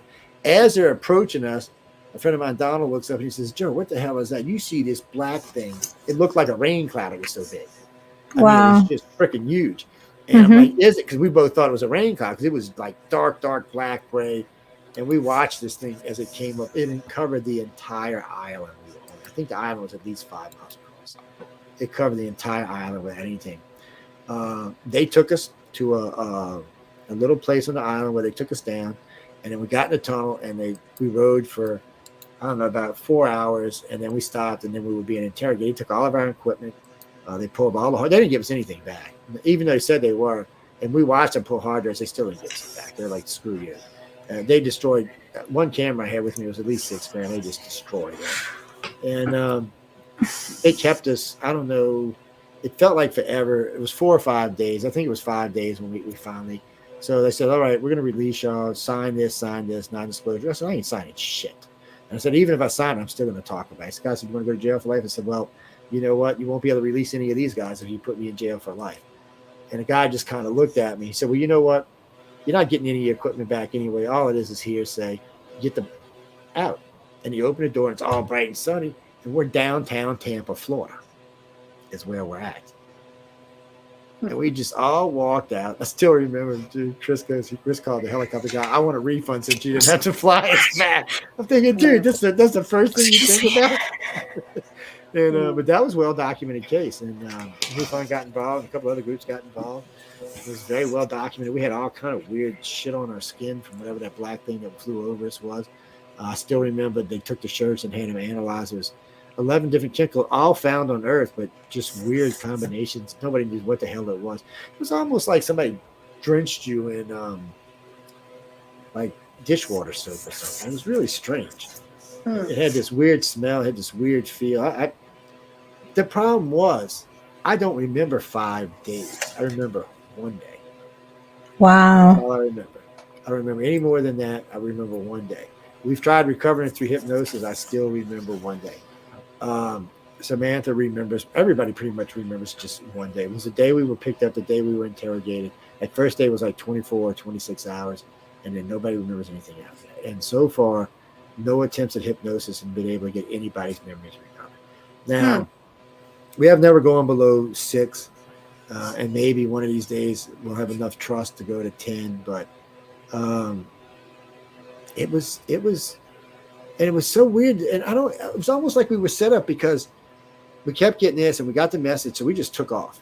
I mean, this was, we weren't even part of MUFON anymore. ICAR had just been formed and we were on it. We had connections everywhere. So we went, like stupid dummies like we did. So we went, never, ever, ever stopping to think they could possibly be government related.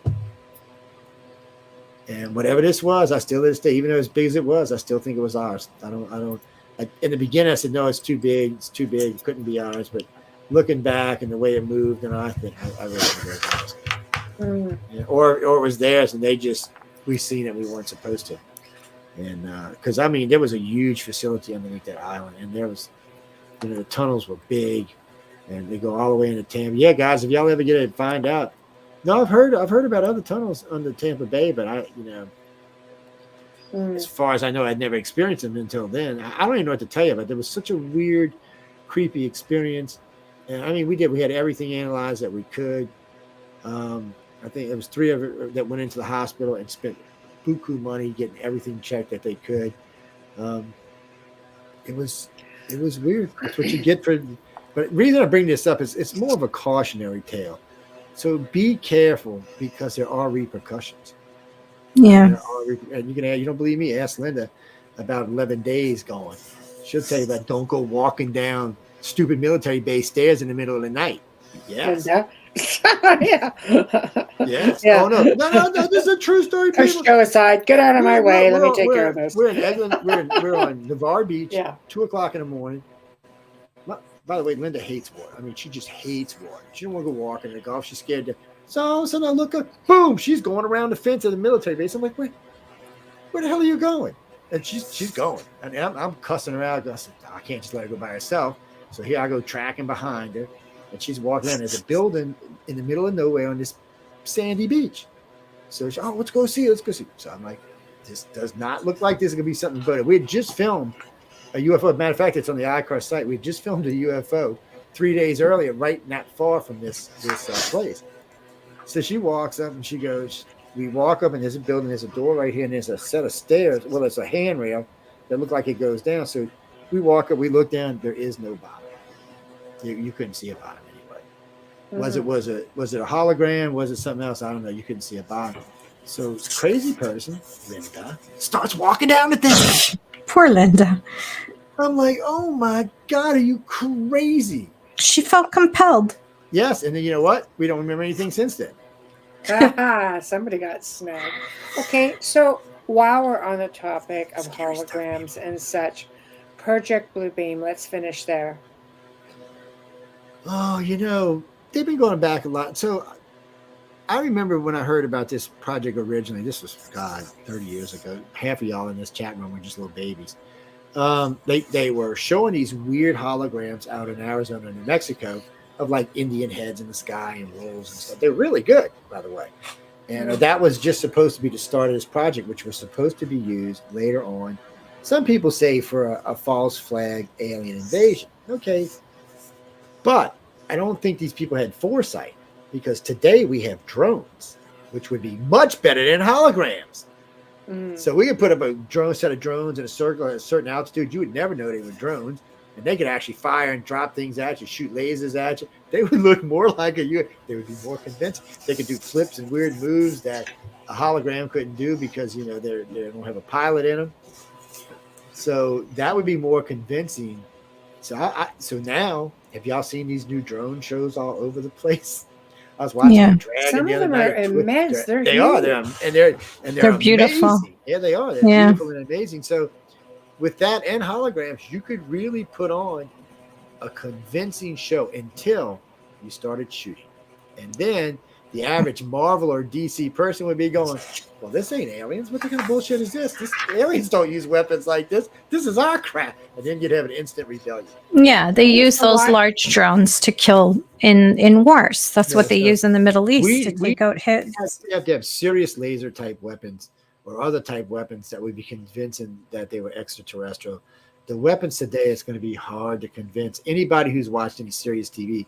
Most people, and that's the really sad part for the government. So if television wouldn't have got so damn good with how alien invasions look, they wouldn't have to work as hard. But now why go to that?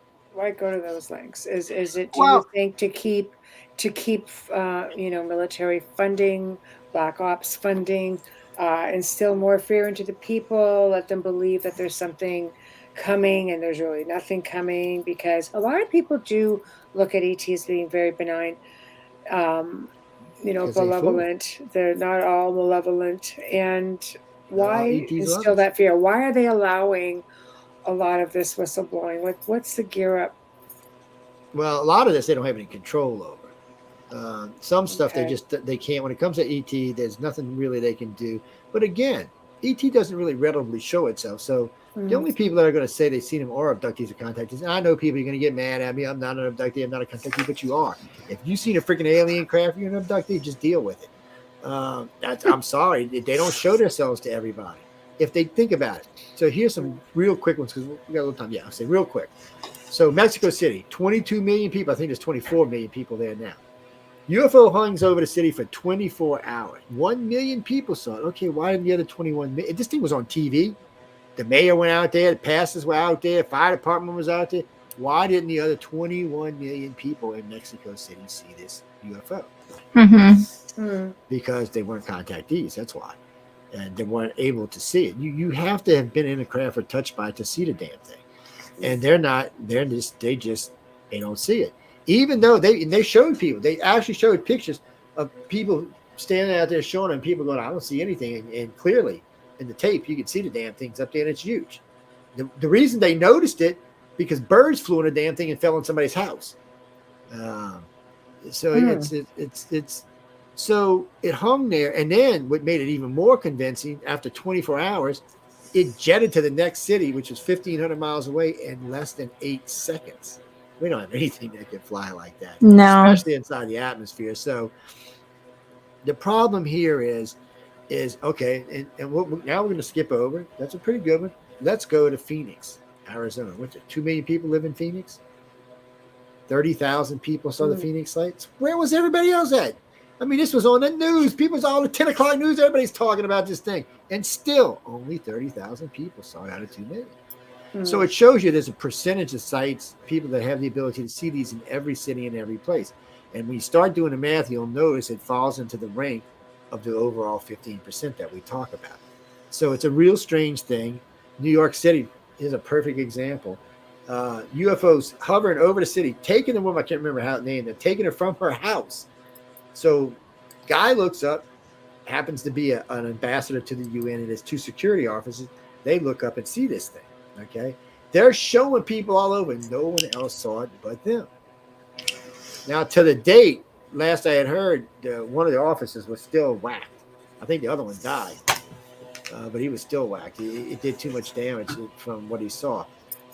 So you can tell that in these groups, only some of these people are contactees, and a lot of them are not. That's why people see them when there's a group and not everybody does. And it's not just here. It's all over Europe. It happens all over Africa, South America. People will see it in a large group, but no one around the group besides them see it. And that tells you right there that proves me right that only contactees and abductees see spacecraft. Somebody said, well, pilots see them. I said, well, pilots are abductees. And I said, not all pilots see it. Just recently, there's a YAP video. Yes, I like to call them YAP people. I'm sorry.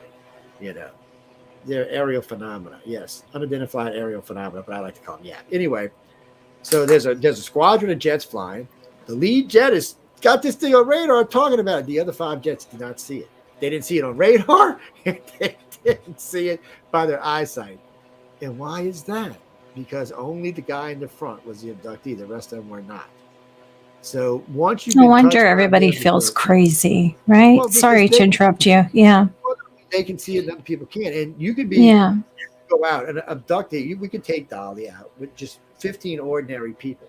Okay, just random people. We're not gonna let her pick them because she's gonna lean towards abductees and contactees because contactees have a tendency to lean towards the other ones. But take her out with say 15 people, which maybe 1 or 2 might have actually been taken at her. So if something flies over, those 3 will see it, but the other 12 won't. They'll be like, what are y'all talking about? What are you crazy people? I've seen big sightings in Canada as well, where only a handful of people. That's a good question. Is it related? Yes. Tamara says, so do these people see these UFOs because they see a different frequency? Well, Tamara, it could be that their frequencies are changed once they enter the spacecraft. You couldn't just say that in a normal voice. Really? She's gonna go to bed and have nightmares now. Yes, I'm coming for you. Yeah, but really and truly, I mean, as far as we know, because you remember, they make an atmosphere for us. Their atmosphere is not just like Earth's. So, some of the stuff we may be exposed to on board their craft may actually change frequencies, or their telepathic scanning may actually change the frequencies. Mm-hmm. So Dolly says they're not using their psychic abilities. It's true too. It's all I can tell you, people, is leave your abilities open. Okay, it's hard if you're an empath. If you're really an empath, a real contactee, it's hard to walk around in life with your doors open. Okay, because too many things want to walk in. So learn how to build walls, but walls that you can see through, because you want to use your empathic ability. I use them all the time. I use them to close deals with customers. I use them to find new hosts. I use them to find new friends. I use them to pick on Michelle. Yes, because Michelle is great, people. I love Michelle. She's my favorite person. Somebody asked me today who she was. I was talking about her today. I was talking about how much better the station runs, and they were saying something. So, who the hell is she? I said, just look her up. So while we're driving, they're looking her up. Oh, well, I want to see this. I want to see this. I said, well, cool. Look, stop bugging me. And I don't know what they were looking at, Michelle. They must have found a list of your TV shows. They're just going through them. Oh, this looks interesting. Oh, shit. Oh, she's hot. I'm like, shut up, man. It's my manager. She goes on to the next one. It was kind of funny. It was kind of funny. But anyway, people, I mean, so there comes a point where most people are just not going to see it. I mean, the Mexico City alone site proves it beyond a shadow of a doubt that you have to be touched or have to be an abductee or contactee to really see what's going on. Now, if they want you to see, I'm not saying they can't fly on over to DC and go whoop and let you see, but they don't. And we don't need disclosure from the government because the government's never going to tell us the truth. And if an ETM, I hate to say it, and I say this, and it really makes people mad, but they've already disclosed to everyone that they actually give a good you-know-what about. They've disclosed to these people. Most of them are not going to remember it until whatever happens, but people like Dolly and myself and others will remember. But they don't.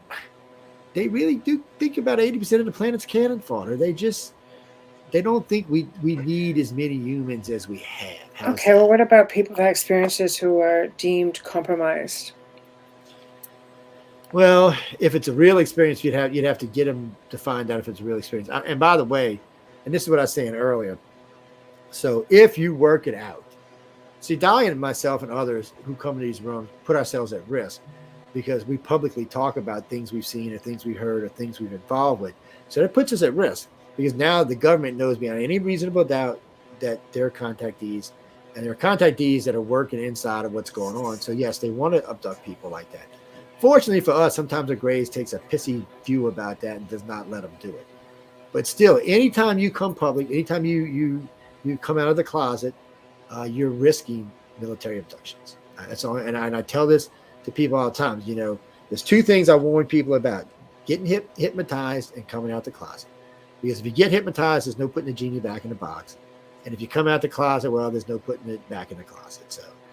And the government now knows, and if you're one of the gifted ones, because not everybody remembers everything, and not everybody has access, but if you're one of the gifted ones who may have been around the communication systems or the engines or the drive systems, or have watched the Greys meld with the ship or watched the reptilians and humans do certain things in the ship, they're interested in you. You have information they can use, or information that they can store for but later. You encourage talking about it. You told me talk about it. I do, but because I can watch over you. See, so the core groups can go so far and keep everybody inside their own group. And the aliens will just do what they're going to do because they're going to do it anyway. But military government won't. They're not allowed to. And it's not because I say you can't do it. I know y'all think I'm in charge of military abductions, but I'm not. And it's not because I say they can't do it, because the Greys, reptilians, and humans are very protective of advanced contactees. That's the only way I can say it.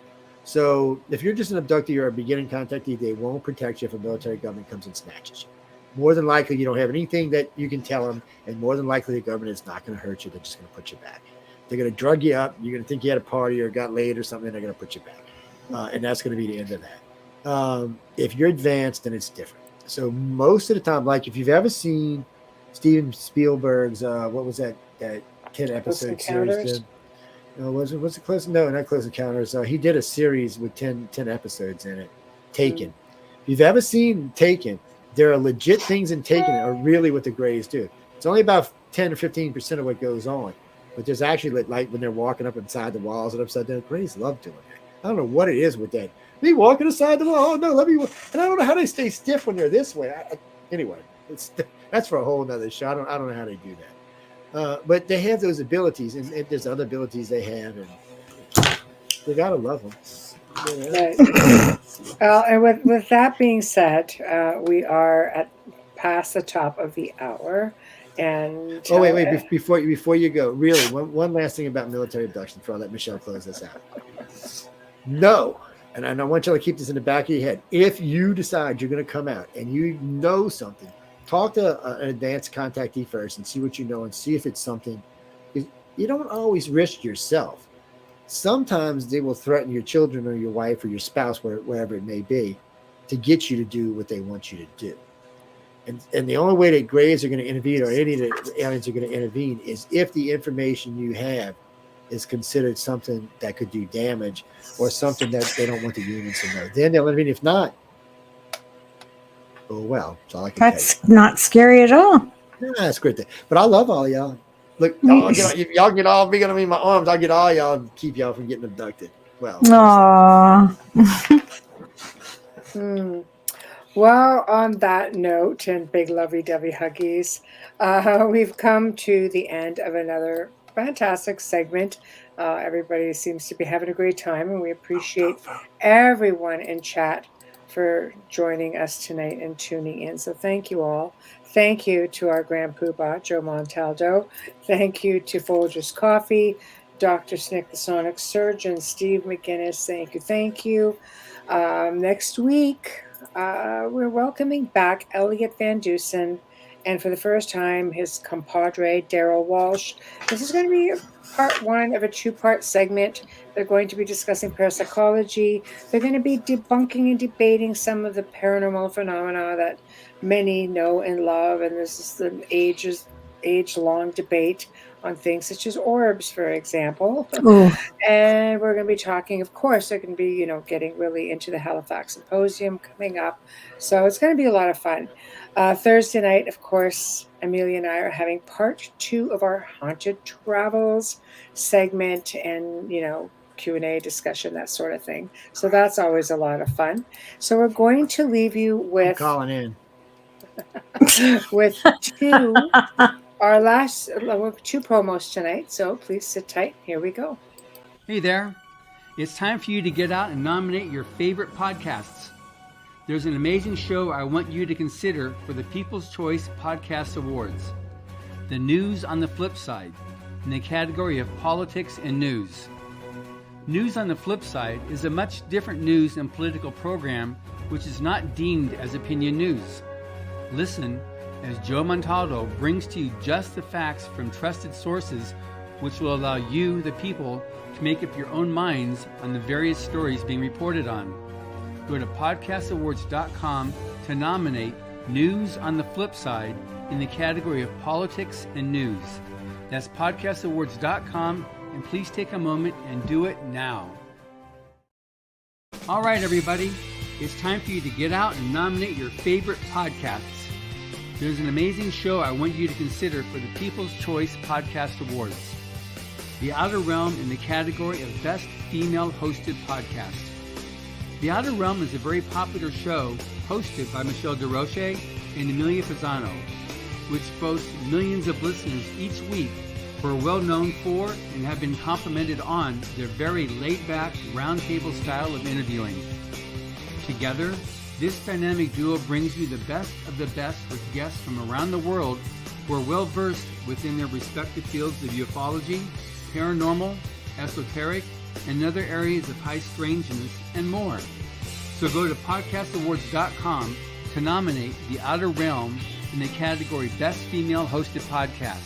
That's podcastawards.com, and please take a moment and do it now.